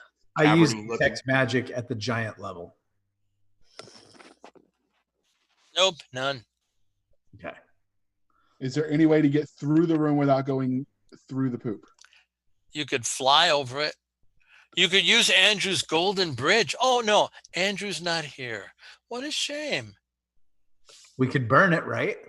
You could try burning it. You don't know what'll happen. And roll a 6-sided die there, my friend. No, give me a wisdom check. Roll your wisdom or less. We could poison ourselves if we burn it, actually. Yeah, that's exactly right. You're thinking the smoke will be huge and just fill the corridor and fill the chamber and be a problem. Clara, but there's white muck on the top of it, on the top of the ceiling. Yes. Do we like can you tell us a pattern for that or where it's coming from? No pattern. You see I have a plan. Somebody has a plan. Well, make fog. We use our Asgard daggers, and we just walk over it. You know what? Like we had our very own light bridge. That is a great plan. As a storm giant, I will use summon weather and change the room to fog. I like that. You can definitely do that, my friend. What is poor the paladin going to do? He wasn't on that trip. I'll carry him. I'm strong. I think that you told us when you played your dwarf that everybody had the rainbow dagger, even though you weren't on the rainbow dagger trip. Unfortunately, you are correct. Because I really wanted a rainbow dagger. Okay, fine. He's there. He's got one. So you walk up high. We aren't burning it yet. We aren't doing any of that. Right. We have a fog in the room that obstructs everybody's vision, and you're walking up into the fog. Yes.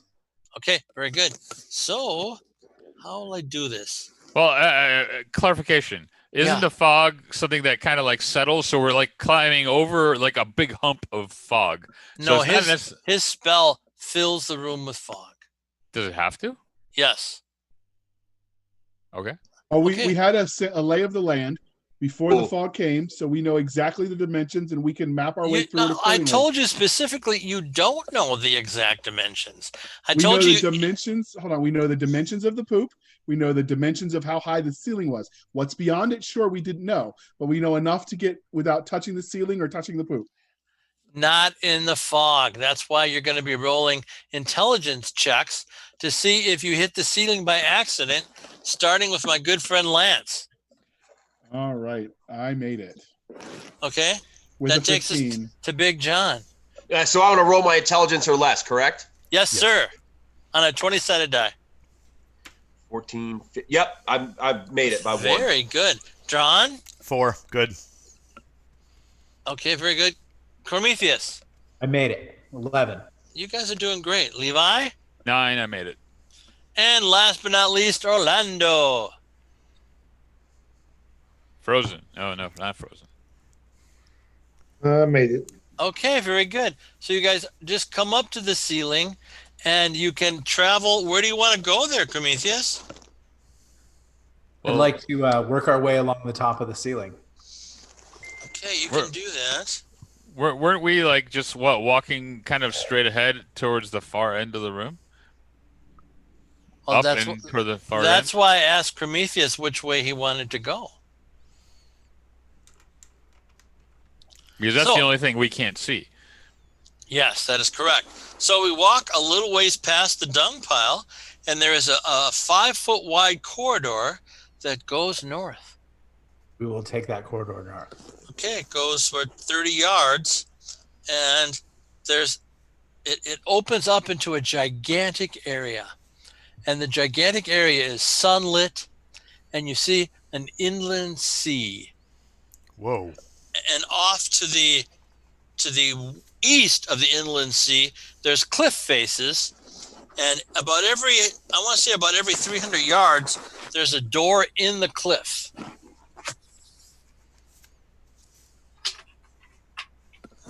So you see a big inland sea. You've never seen an inland sea before, but it's well lit. It's like there's a sun up there, but you don't see a sun.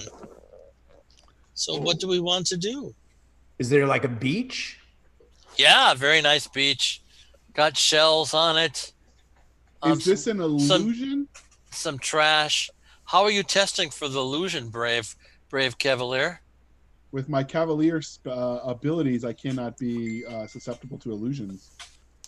This is not an illusion. As you see the beach, and you see the seaweed and the shells and a little bit of trash, and you see the big sea and waves breaking on the beach. Is the light coming down from like cracks in the roof somewhere up above? Impossible to tell. Do you detect evil, good John? No evil. No. Okay.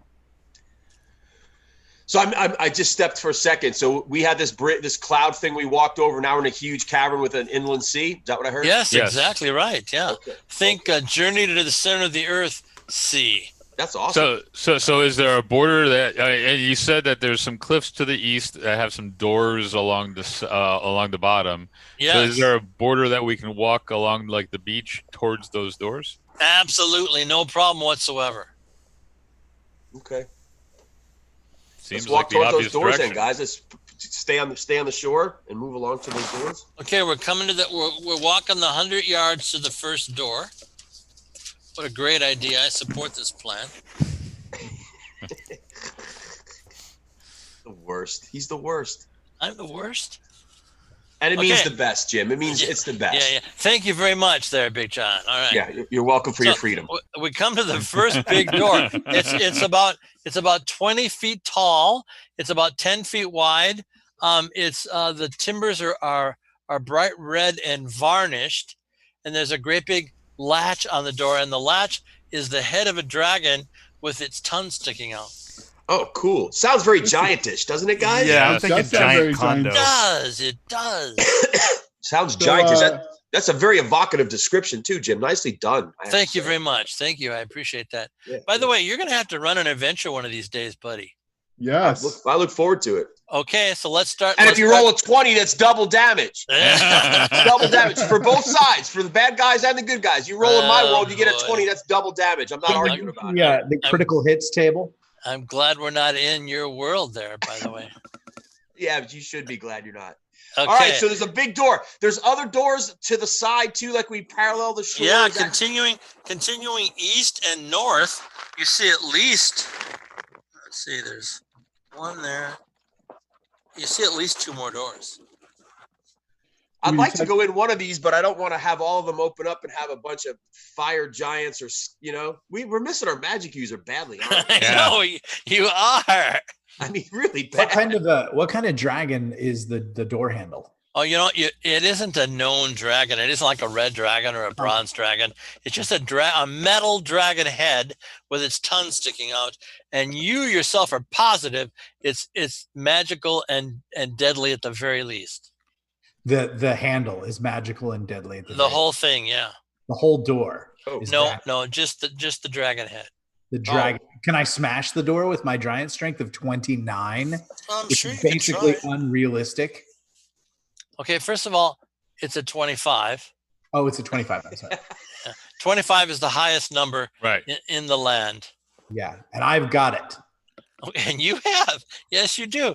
Okay, so and you haven't done this before, my very good friend. I know I haven't. I'm just learning. You must think about the damage it would do to your fist to smash a very stout door with a 25 strength. You might rip your whole hand apart doing it. It's also, guys, it's not locked, right? It's just latched, so we could probably just open it up. Maybe. Who says it isn't locked? That's an assumption on your part. The GM said that I sensed that it would be deadly. Yeah, you did. John, can I use your hammer? Absolutely. Yes. Is your hammer dedicated to Horus? No, it's the cursed hammer that is that we got from the what do you call it? Adventure number 12. Okay, so Fever says, no, you didn't. Did James Ward just go ghetto? Holy crap! How did that happen? I tried. I didn't do it very well, but Fever says absolutely not. You will not take that hammer into your hand. So you don't want any gems anymore. I don't want you to take that hammer in your hand. You only have one lover there, young man, and I'm it. Okay. And I mean that in the nicest way, not in the physical way, of course. I understand. I will have your cake. Chivalrous love. It's a chivalrous love. Now, could Venom, or I keep doing that? Could she go ahead and chop at that handle? Of course, Fever could chop at the handle. Yeah, she's just worried about destroying herself. Has anybody checked the handle to see if we can traps and open it or anything like that? Or before he hasn't done any of that good stuff yet. I'm sure why don't we do that before we start beating on it? It's an interesting idea. I would like to detect traps. Give it a try, buddy. You know what you have to do. I make it 57. Okay, hang on, I'm thinking. So if the roll was really a 47, no. If the roll was really a 67, would you still make it? Easily. Okay, very good. So yeah, there's a massive trap on this, and you sense giant magic of some type, but you don't know exactly what it is. But I'm a giant. Yeah, right. So I have all the powers and abilities. It's not your type of giant magic. It's some other species type of giant magic. Some other lesser species. Yeah. You can certainly storm giants. Yeah, you be the man. Okay. Do you have any way to defeat this magical trap, lads? Yeah. Was he able to detect what kind of magical trap? Dispel magic, man. Yeah. Did Walt? Do you have a dispel magic scroll? I have more dispel magics. Yeah, I have. Do you have any on a scroll though? I do have one on a scroll. Do you need it? Yeah, because I can fuck that up at 18th level. Excuse my language. I hand my scroll to Prometheus. Okay, very good. I will read that dispel magic at my giant level. Give me an intelligence check. And I'm watching the water behind us just in case some scary thing comes out. You see a very large thing in the water. Really? Yeah. I wouldn't lie to you. We have a big thing coming at the water. I'm gonna go join him on the beach. Intelligence check on the scroll. I'm sorry. What'd you say, buddy? May I ask why I'm doing the intelligence check? No, you can't. Okay. You've used up your two arguments. I missed the intelligence check. Okay, very good. So the scroll is gibberish to you. No, it's not, because I can use scrolls as a thief. Thank you very much. You're not arguing, of course. we can talk about this after the game if you desire. Whatever. It doesn't work. I'm cool with that. That's cool. Okay, very good. You give it back to John. Is there really something in the water? There is a huge dragon in the water, and son of a gun if it doesn't match the head that's on the door. Excellent. I've got a dragon bow. You have a dragon bow. Is it coming out of the water? It's about 200 yards away. It's kind of swimming towards you guys a little bit, but slowly. I shoot it, Levi. Let's get the first shot in. I'm all for that. If we think, are we engaging, guys? I mean, okay, let's check our battle order. Actually, talk and decide if you want to engage it. You can do that. Is that what we want to do? I don't think we can avoid it, right? It's coming right at us at this point. We could try to negotiate with it to open the door. It's got to want revenge. Its head is on the thing. I just shoot it.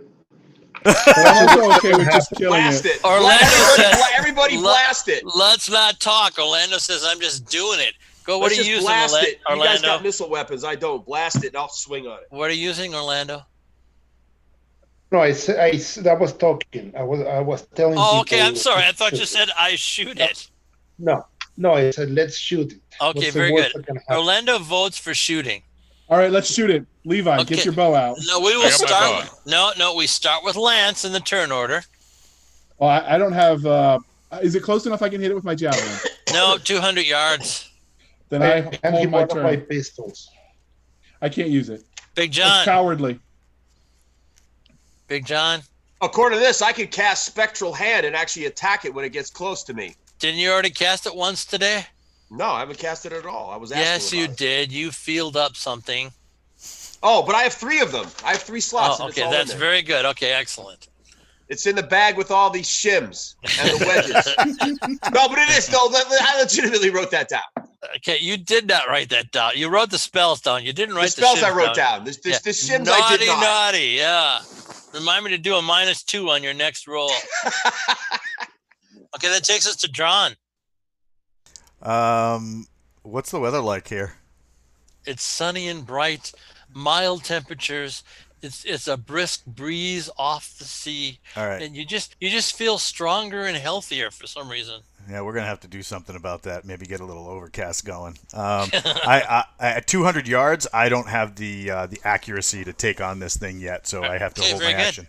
Actually, a question: if Crom puts up a fog, can you do something with that, Dron? Oh, don't worry, we'll get there. Yeah. All right. Crom, it's your turn. I hold my turn. Okay, you hold your action. Very good. Takes us to Levi.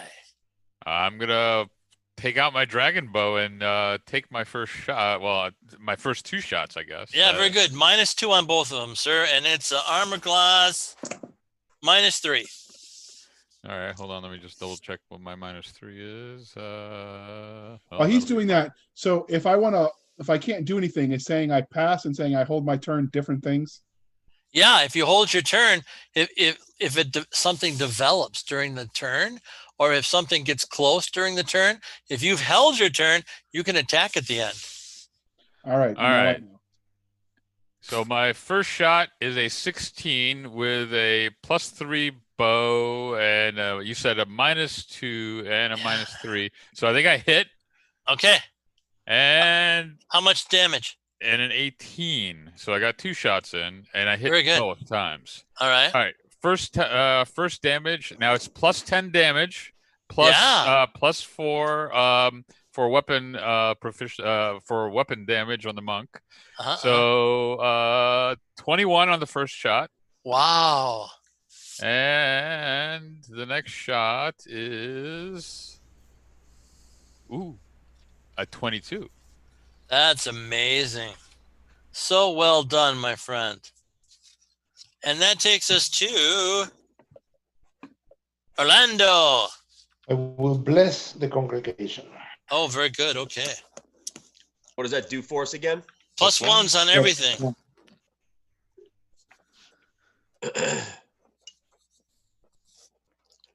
Okay, my good friends. Uh-oh, that's not a good sign. The head sinks under the waves and disappears. Here it comes. That's stating it lightly. Here it comes. Is there a mist? Is there a mist coming off the water? No, of course not. So do we see any ripples or anything? It had to leave some ripples or something where it's going. It had to? Or unless it just went down and didn't move. Maybe that's what happened. All right, so I've got some grenades that I can toss and let it go Grenades. boom underwater. Just so wrong. Every spectator that's watching this show says, grenades, that is so wrong. It's awesome. Yeah, I know. Go ahead and throw them.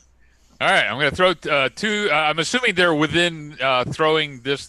Where the head is within throwing distance. 200 yards away. Is that within throwing distance?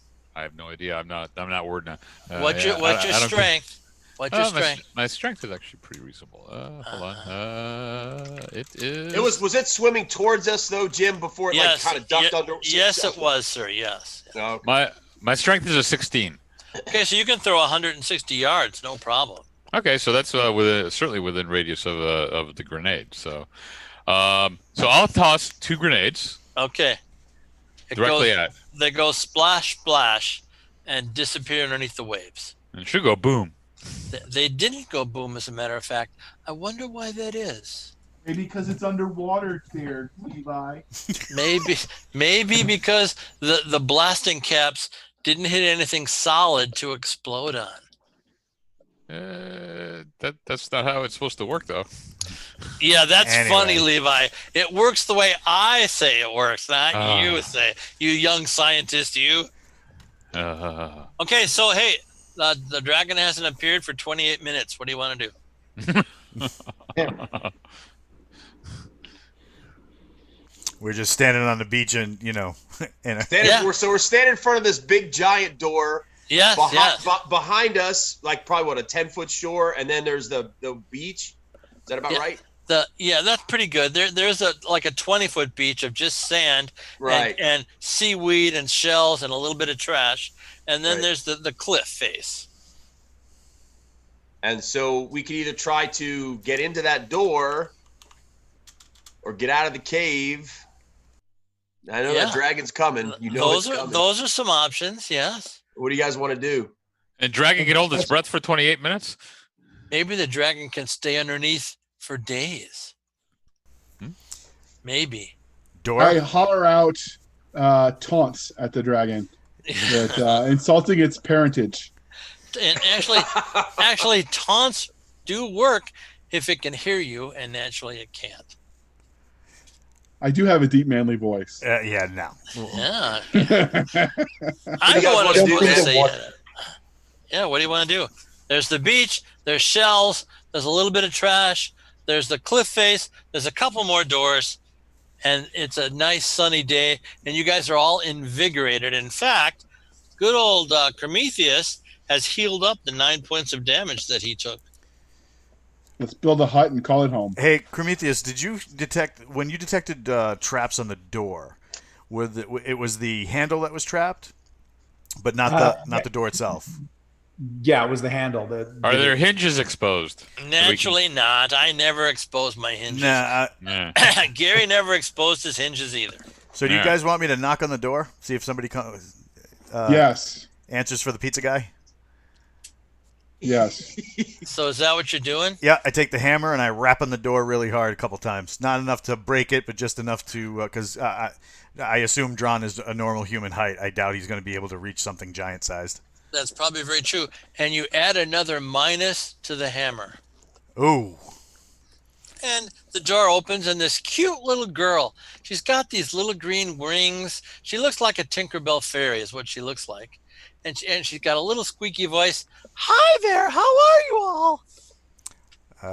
Not bad. Are we going to kill her too, Terry? Big John? Detect evil. I detect evil on this little green thing. Okay, make a magic saving throw, please. She's the boss. I just want to say that 19. The Josh Hayes is in the chat, and he's been cheering us on. He just used a sound alert to play "You shall not pass," and it scared the crap out of me. Yeah, that's very good. And you made your save, right? Yeah. For what was happening? What I saved against? You have a really bad migraine right now, so that's a -2 on all your rolls for a while. After making the save? Yeah. Just think what happened if you wouldn't have made the save. Oh my goodness.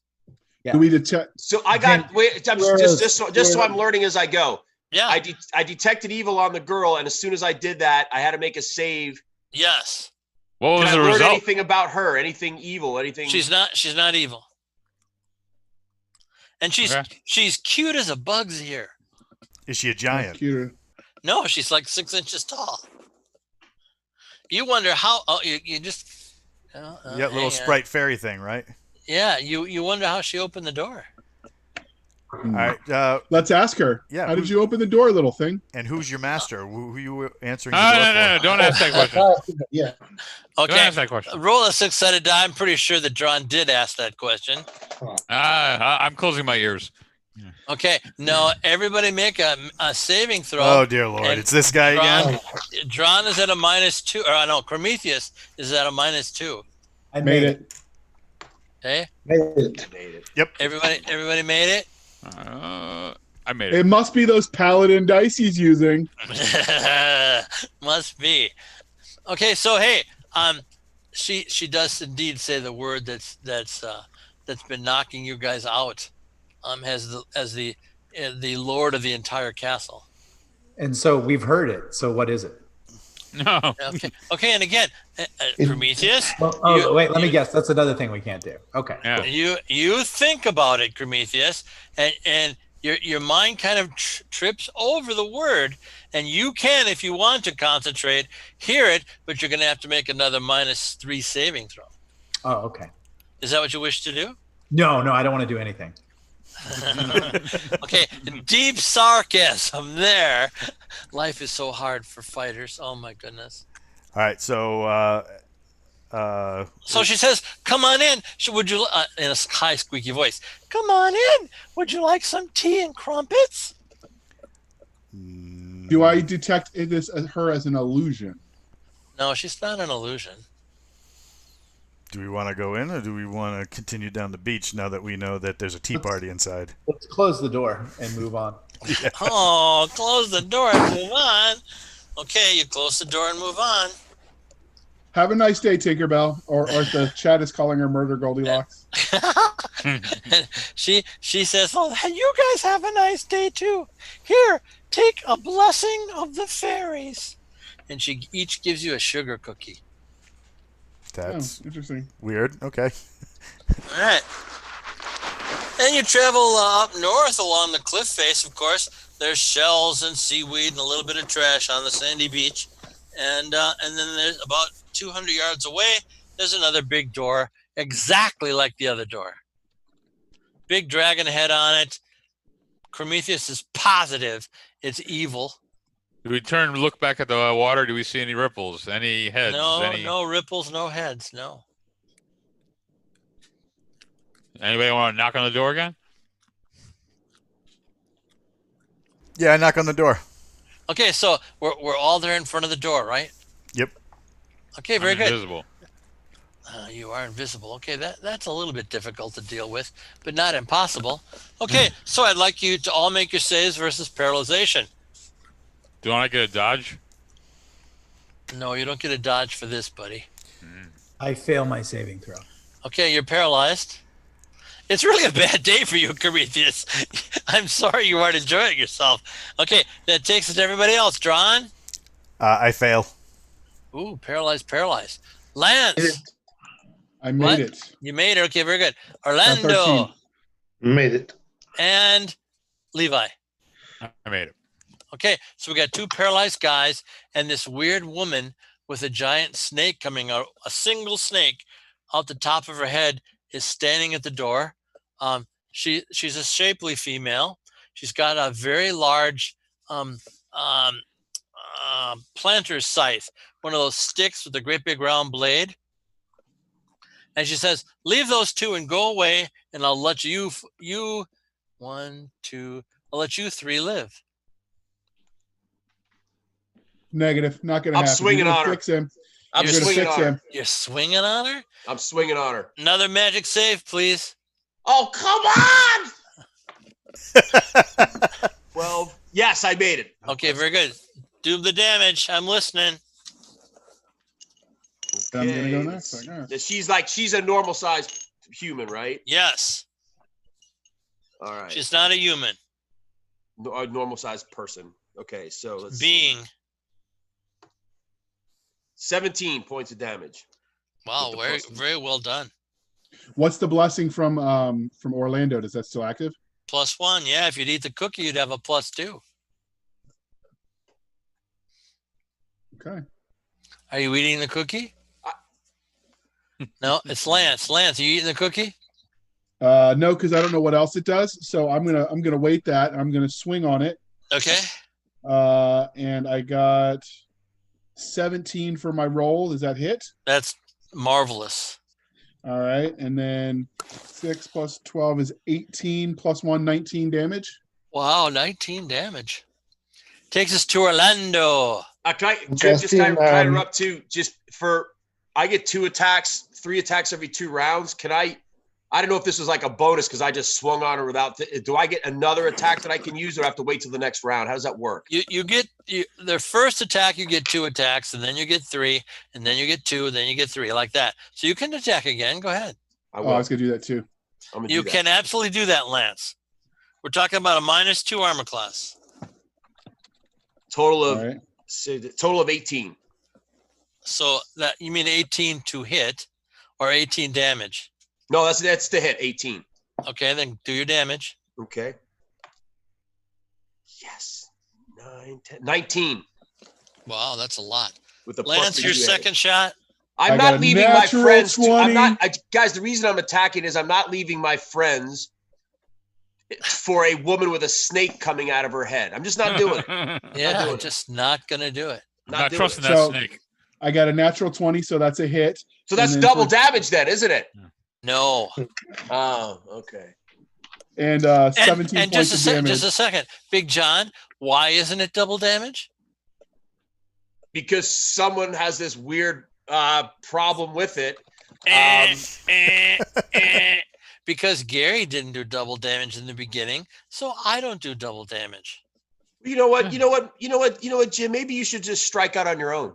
I mean, I have indeed struck out on my own. That's why you're here, young man. Which, how much damage did you do, Lance, on the second hit? 14 plus 14, 15, 16, 17. Okay, 17 is good. And then who else is left? I'm certainly there. Do it, buddy. Okay, you go first, I think. Get it all in now, because it's about to get bad for us. Yeah. I am casting Cure Paralysis. How many people are affected? Oh, 2. wow. 2 of them. They get the same saving throw, but with a +4. Okay. So use those paladin dice. Oh. I fail my saving throw. You got a +4 though, right? Do I? Then I make it 9. Very good. You're unparalyzed. And what about Levi? So I'm attacking. Okay. And I hit twice, and the first attack hits for 12 points. Wow. Second one hits for 10. You chop her in half. All right. Out, freaking standing. Okay.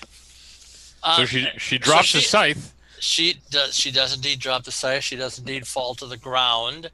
You see a chamber filled with, the walls are filled with writhing snakes.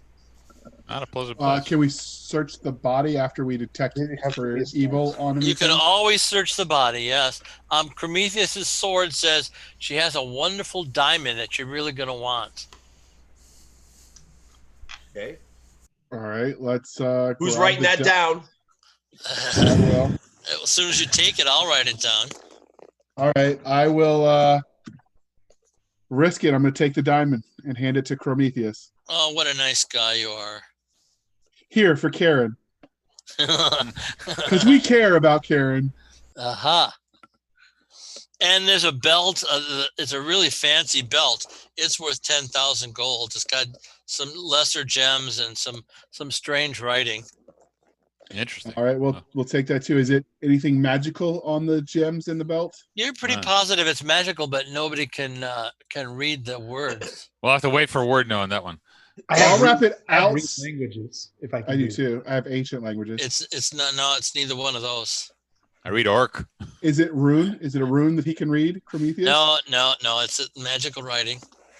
All right. Well, then I'll just wrap it around the outside. Well, it's not evil, right? Big John. Do I detect evil on the belt? You know, it's you're having trouble detecting anything from that belt. I just wouldn't put whatever you do with it. Don't put it on anything yet. Just like gather it up and stick it in a bag or something. So let's loop it on itself and then just drape it over my gear so it doesn't actually wear it. It's just there. Okay, saving throw, please. All right, what am I saving against? Magic. Because Magic all saving annihilation. throws, all saving throws all are saving throws are magical. magic. Thank you very much, Lance. I made it. I got a 14. I needed an 11. Okay, very good. You got a 14. All you right. don't know what some magical effect has washed over your body. So in that room with all of the snakes, how big is that room that we can see from outside? You can see 90 yards east and west, but you don't see the end to the north. And it's like wall-to-wall snakes from front to back? Wall-to-wall, 10-foot long snakes. Why did it have to be snakes? Exactly. Can a storm giant deal with a snake there, Prometheus? Well, of course, storm giants can deal with snakes. He can crush them by the fistfuls. How about lightning? Shoot some lightning in there. There's thousands. Lightning bolts don't discriminate. Yeah. Just hit them like dozens at a time. I bet that belt does something to the snakes. I pour wine in my eyes. Okay. You do not see illusions. Okay. So it is snakes all over the walls. Yes.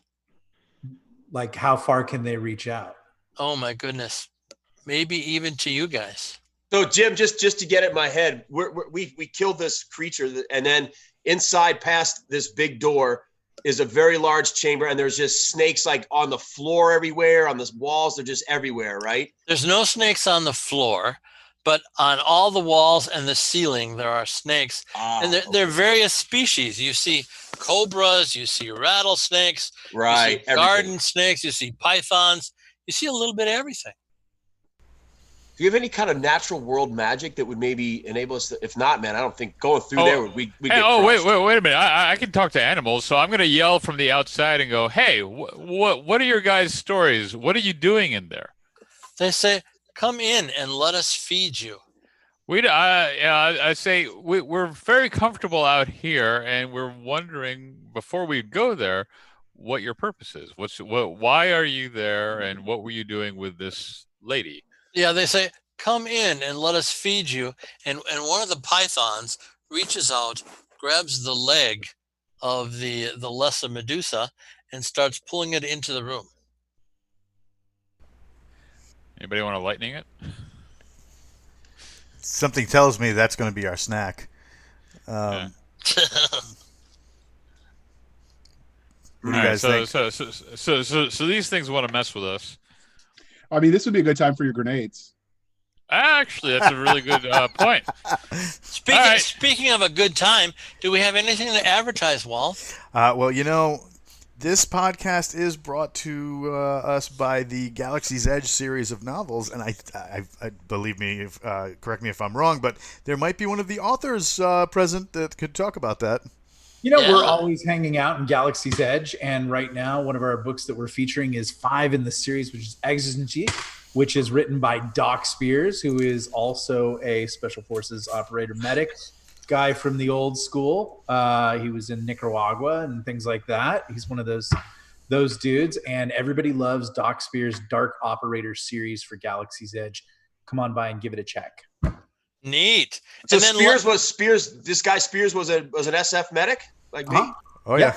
18D. No, he does all sorts of crazy stuff. He runs Forge Tactical and does sniper training and stuff like that. You're still our favorite snake eater, though. Yeah, he's and everything like that. And then Lance, don't you have novels in the series? Novel. I'm almost done with the second one, but yeah, I wrote. What's the first one, buddy? I wrote The Reservist, which is 1 weekend a month, 2 weeks in the summer. Turned out to be a little more.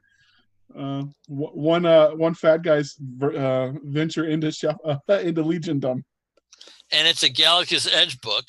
It is. So it started because Jason and Nick were doing one of their trademark interviews where I think Nick was on a stakeout because he was under like a street light in his car back in the day when he could leave his house in California.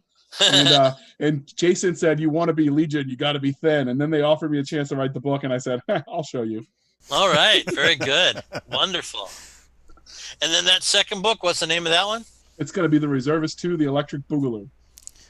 Don't make us hurt you. Be the Electric Boogaloo? Is it really going to be that?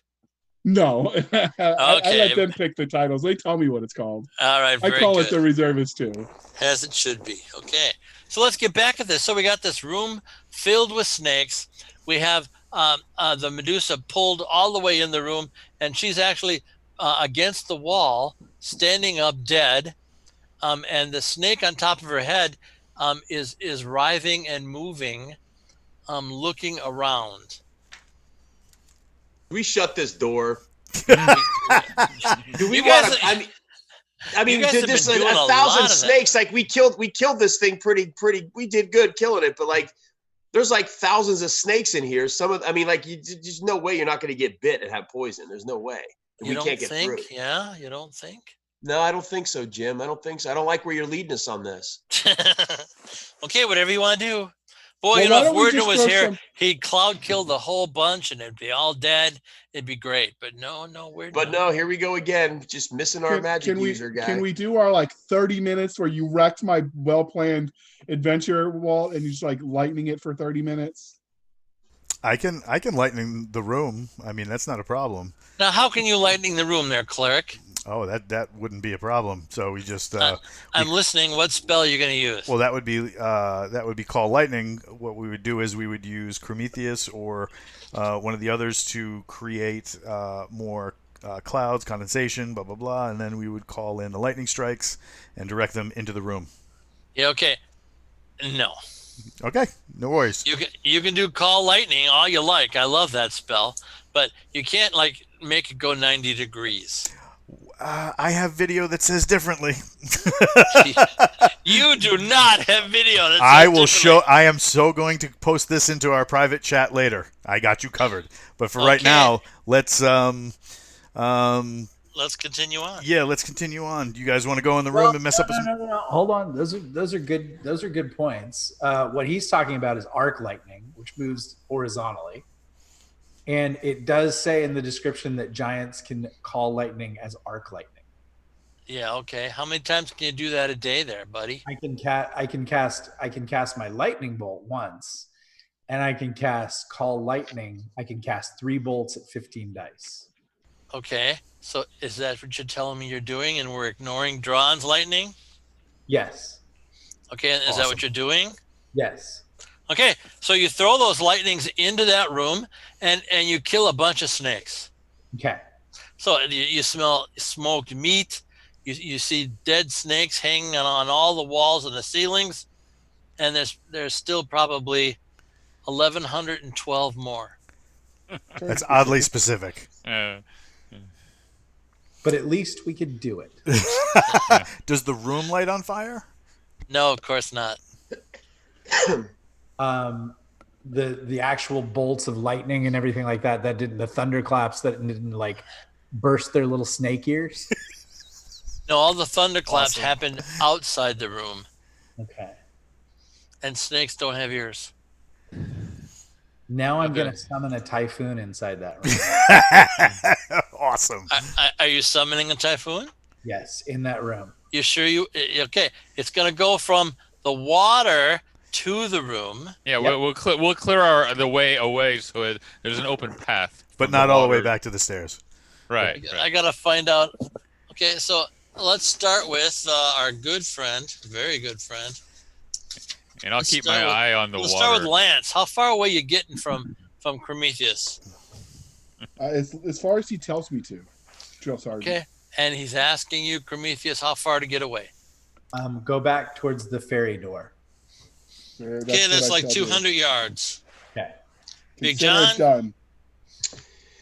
I missed. So we're just staying away. I just want to make sure. Sorry, there was something just came in. You have nothing to be sorry about, buddy. No, I feel like I do. I feel like I do, because I've been glued to this screen just incredibly intensively. Prometheus is going to summon a typhoon off the sea and throw it in that room to kill snakes. And he's advising people to stand well back. Okay, then I'll go by his advice. You guys know what's going to happen with the spell. I just step back. Okay, so good old Lance stepped back 200 yards. How about you? Okay, I'll go back that far. Okay, very good. Takes us to Drawn. Yeah, I'll back up. Takes us to Levi. Do the same invisibly. Takes us to Orlando. I'm backing way up. More than 200 yards? Yeah. How far away can I get to the room where the crab was? Yeah, you can get all the way back to the I'm just going entrance to the crab room. To the what room? The room full of dung. Oh, yes, okay. That's actually through a door and down a tunnel. Well, no, I'm not going. I'm going to the mouth of the tunnel. Okay, very good. Thank you very much. So that's like 500 yards away from Prometheus. That should be safe. Okay, so the typhoon appears in the water, and out of the typhoon comes this very large dragon, and the dragon starts heading towards our buddy Prometheus inside the typhoon. We'll start with Prometheus. And he's got 2 arrows in his head right now. Well, he always no. You don't know if this is the same dragon, but it's an assumption, but it probably is. Okay. I'm controlling the typhoon, right? Yes, you are. You can send it in a different direction. You don't know if the dragon will come out of it or not. I'm going to send that typhoon right into the side of the cliff as fast as I can. Roll me a wisdom check. All right. I don't have a wisdom check. No, you have wisdom. No, I mean, I don't make it. Oh, okay. That's what I needed to hear. Yeah. Very good. Okay. So the dragon comes peeling out of the typhoon and starts going towards you. Next round, he will be active in eating you. Okay. So that takes us to, you've never seen a dragon like this. It's a blue, cloudy blue flesh, kind of a watery blue. Okay. So let's go with all the boys here. Lance, you're way far away. What do you want to do? I am going to use my Cavalier ability to rush back to him. Yeah, okay. You won't be in time. You'll be at least 2 melee rounds before you get there. All right. Well, then I will do it anyway and yell, "Save some for me!" Big John. Same thing. Whatever I got to do to support him, we'll move. John. I'm going to have a real negative to do this, but I'm going to, if that thing's rushing him, I'm going to try and buy some time and launch a gunshot at the thing. You're over 200 yards away. I didn't say I was going to hit it. I was just going to say I'm going to. Okay, you shoot and you miss. All right. Hopefully, did it attract its attention? Not a bit. No. Crom, what do you want to do, buddy? Lightning bolt. Okay. Awesome. How much damage do you do? Wait a minute, isn't Crom already doing the typhoon, or is this something else? Crom is now no longer concentrating on the typhoon because he threw it against the cliff. Okay. Thanks, Rothman. I appreciate that. This is a team player. Okay, how much damage, buddy? I think it's 19 hit dice, 19 D8, isn't it? On your lightning bolt? Yeah. Really? Isn't that right from We're last gonna, I'm not sure, but we're going to have to look that up. But I'll give you 19 right now because I'm in a generous mood. That's a lot of dice. Do this the easy way. Okay. The chat is saying that James needs to stop watching Sharknado. That was pretty funny. Do they get XP for that? Yeah. They really should, but it wasn't that funny. It was. So Derek can probably take 15 XP. Let's see. I need a D8. Two. I mean, I could do a quick roll of that if you want. 5, 6, 7, 8. He really wants to roll all his dice. All right. His millions of dice. 13. Paladin dice, no less. 16. 17. I don't think he has 16 paladin dice there, Lance. Okay. That's because they haven't sponsored him. Yeah. That didn't. Yeah, Rothman, would you roll me 19 D8? I appreciate that. That didn't work. 19 D8. All right. That comes out to 84 damage. Thank you very much. Damn. And that's how you do your D, Josh. Since he's listening. Yeah, right. Josh is listening. That's how you D&D, Josh. Okay, that takes us to Levi. I should be within my outer reach of the dragon bow. So 200 yards. I'll give you a -4 on your shot. All right. Well, let's see what we can do here. Armor class -2. Okay. So first one's a miss. Okay. Second one is a 20, so I do hit. Ooh, how much damage, buddy? And this is a miserable 12. It roars in pain and anguish. That takes us to our good friend. Oh, wait. Sorry. That was only a +5. It's actually supposed to be a +10. Actually, so it's 21 actually. All right. You went from 12 to 21? Sorry, 12. No, 12 to 22. It's +10 on the damage that I didn't include. Okay. So it's the dragon bow. I'm assuming it's a dragon, right? Yes. And Orlando, please. I'm moving back to the group. Okay, very good. Doing nothing else. Okay, now we have initiative. Prometheus, you're going to roll against me. I rolled a respectable 13. I rolled a 1. Okay. Okay, breeze on you, buddy. So make your dragon breath saving throw. What is it breathing? It's kind of like water, but not quite. It's kind of like water with ice shards in it. Hailstorm. I have water breathing. Yeah, okay, that doesn't help you. Oh my God, how epic would it be if you sucked in the breath weapon and breathed it back? I know. Wouldn't that be cool? I think you should allow it. Yeah. Maybe when you're 10 more levels higher. Yes, I make my 18, and I needed a breath weapon.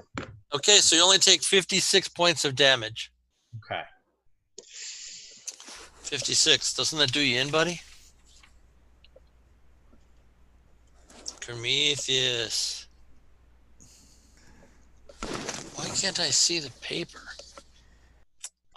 Where are you? There you are. No, you're still alive by 2 points. Okay. And wait. With his dragon or his storm giant thing, did his health points go up because his stats went up? You know, I didn't increase his stats. I I increased his stats. I didn't increase his hit dice. So what's his constitution at? I think he has to. I think he's going to have to roll storm giant hit dice. I think we're going to change that on you there, big guy. All right.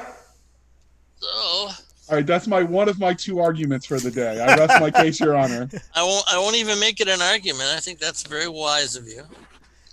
Now I have to find my monster manual. Hiding here somewhere in the ruins. Is it the one with Cthulhu in it? And that's DD's and Demi. No, that's no good. No, that's very good. One of those just went for 200 silly bucks.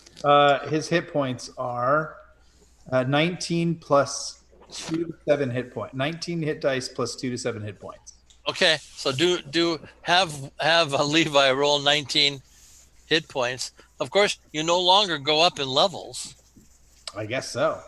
Because you're a giant, but you got tons of hit points now. So what do I need to roll? You're just going to roll 19 d8s, and we're going to add 7 to it. 19 d8 plus 7. Yeah. Is 101. Okay, very good. Very good. Dear Lord. Oh, damn. It looks like we have a new tank in the house.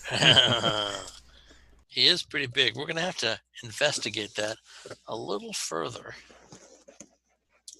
Okay.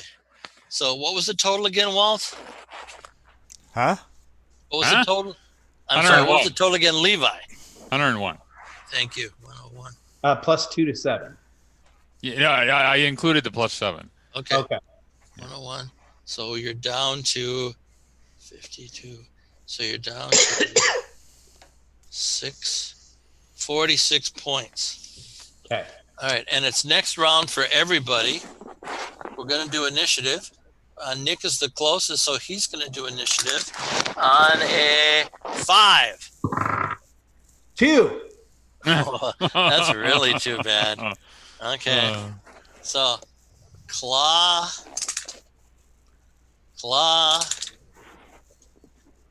bite,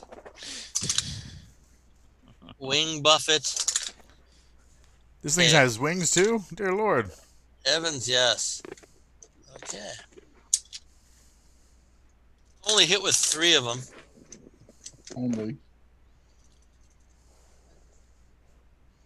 11, 19, 21 points of damage. So you're down to 25. Ooh. Okay, and it's Lance's turn. All right. Do we know their AC? -2. All right. So I need a. Because now I have to check my Thaco. Of course, yeah. Thaco's wonderful stuff. I love it. I don't care what Wizards of the Coast says. Was that your idea? No, I wish it was. Oh, it's Zeb Cook's idea. He was very good. 16, so he I still made is it. a very good designer. And Okay, this how is much a large damage? creature? Big guy, yeah, It's very a large. creature. Yes, yes, yes. All right, 11 plus 12 is 23. Oh, plus, are we still blessed? Yes. 24. You only have 1 attack? Oh, thank you for reminding me. That's what I'm here for. A natural 20, Terry. That's double 20. damage then. You can say it all you like. It will never be. Another 24. The dice were Very kind. good. Wow, that's nice. Okay, that takes us to Big John. I'll swing twice with the two-handed sout. Yes, sir. Go ahead. 17. Mm-hmm. When The we kill it, damage we on take that- its heart to Wordna. The damage on that is Weirdo would really love it. Actually, Weirdo would like the whole thing. So could you drag the whole thing back, please? We do have a storm giant. He's strong enough. He's that's strong 20 enough. hit 20 of damage. Thank you. And that's a 24 with additions, and that is That's disgusting. It is really bad. 12. 22 points of damage. Thank you. So 42 total. Takes us to our very good friend, Drawn. I'm going to cast. The only thing I can really damage this thing with is a spiritual hammer. Oh, nice stuff. So I cast that, and I hit. And then let's see. Damage is 5 points. 5 big points. Okay. Takes us to bold Prometheus. So what is the strength damage on to hit damage on 25 strength? Oh, it's brutal. I think it's +7. Is it +7? Yeah. What is you said 25? I can tell you real quick. Okay, go ahead. Tell him real quick. And the flame tongue does to avian creatures +4. Okay. Oh, that's awesome. It did not tell me, so let me pull my notes. I have it written down because we did it with the Titan. Yeah, it should be in the chart that says goes to 25. Making us work here, Crom. I'm sorry. It's okay. We still like you. You really should have this information, by the way. Well, I know because it all happened last week, and I tried to get with Andrew all week, and he was busy. Imagine that. So Imagine it's being +7. busy. Yeah, I Plus thought it was seven. +7. Yeah. The 7 plus, so we're at +11 with the flame tongue. I'd like to attack 3 times. His AC. You can attack twice. Okay. Should just turn this thing to stone. He didn't say he wanted to do that. Well, you took my stone gem away, right? I did. Yeah, so I can't do that anymore. The evil giantess grabbed it. Yeah. Even though I had never ever used that feature around her, she knew to get that one. Isn't that amazing how that works? You know, some people have like wisdom of their own. Apparently they do. Hit and hit. This isn't going to be good. Bring the She's pain. she's a large creature. She is huge. So Huge. the first 2 hits will do, with just the D12, we'll do 7 plus 11 damage for the first hit. So that would be 18 damage. And then we would do 3 plus 11. That would be another 14. So now we're at 31 damage. Is that right? You mean total? Well, but then we're going to add fire. Okay. Because it's a flame dog. 31 damage. So we're going to add 33 so just damage. Do 4d6. 7 damage. 40 damage. No, just 4 rolls, not 5. No, I did it. 41 damage. Okay, that's the total. Yeah. Okay, very good. Just Takes thunder us stomp to that thing. The surprising Levi. And Check your messages, Crow. Dragon Bow inactive or inaction, and you might hit several of your friends. No, I understand. We have an adjustment. We have to add another 28 damage to that. Why? Plus 7 to hit, plus 14 damage for 29. That's from the monster manual. Oh, okay. So add another 28 damage. Man, I gotta look that boy up. I think you're getting some bennies that I need to check. Okay. I'm sorry. Now, you have nothing to be sorry about, my good friend. Levi, what are you going to do, buddy? You're going to do two shots with your bow? Two shots with a bow. The first one was a 17, which is a hit. And yes. Next one was a solid 20. Wow, both hits. How much damage? 20 plus whatever. Right. So total, all right, first one was a 19, and next one is a 23. So that would be 19 plus 23. 42. Very good. Thank you very much. And last but certainly not least in our hearts, Orlando. Am I close enough to cast Cure Light Wounds on the Chrome? Yes, you are. That would be very beneficial to him. Yes. He gets 7 points back. How much, buddy? 7. 7. Thank you very much. 32. Okay. All right. The dragon, of course, falls down dead. Yeah. Oh. Prometheus, we will definitely be dragging this out of the dungeon for our good friend Wardna. It's huge. I understand if we eat the strength. heart. I got 19 strength, and we got Big Terry over in the corner who can use a workout. We're good. The bag of holding. I will cast Levitate. Yeah, okay. The dragon is way too heavy for you to levitate it. It says that the giant casts it at his strength weight level. Yeah, so you can definitely pick up the head, or you can pick up the stomach, or you can pick up the butt, but you can't pick up the whole thing. All right, so if you pick up the head, right, I have a spell where I can duplicate I can duplicate somebody's strength and hand it to other people, right? So I can duplicate Prometheus's strength, copy it over to Terry, and then we can drag that thing out of here. Yeah. Okay, you might, and I'm fine with you guys trying this, but as you think about the path that you have to take back, you can't get through the 5-foot corridor, you can't get through the 30-yard chamber full of poop, you can't get through the 10-yard corridor, you can't get through any place with this gigantic dragon. We could chop it into pieces. If you remember dragon. If you remember the last session when Andrew got grabbed, and I was reading scrolls. Yeah. He gave me a scroll with 5 spells on it. One of those spells was teleport. Awesome. So let's just bounce back. Yeah. I'm thinking.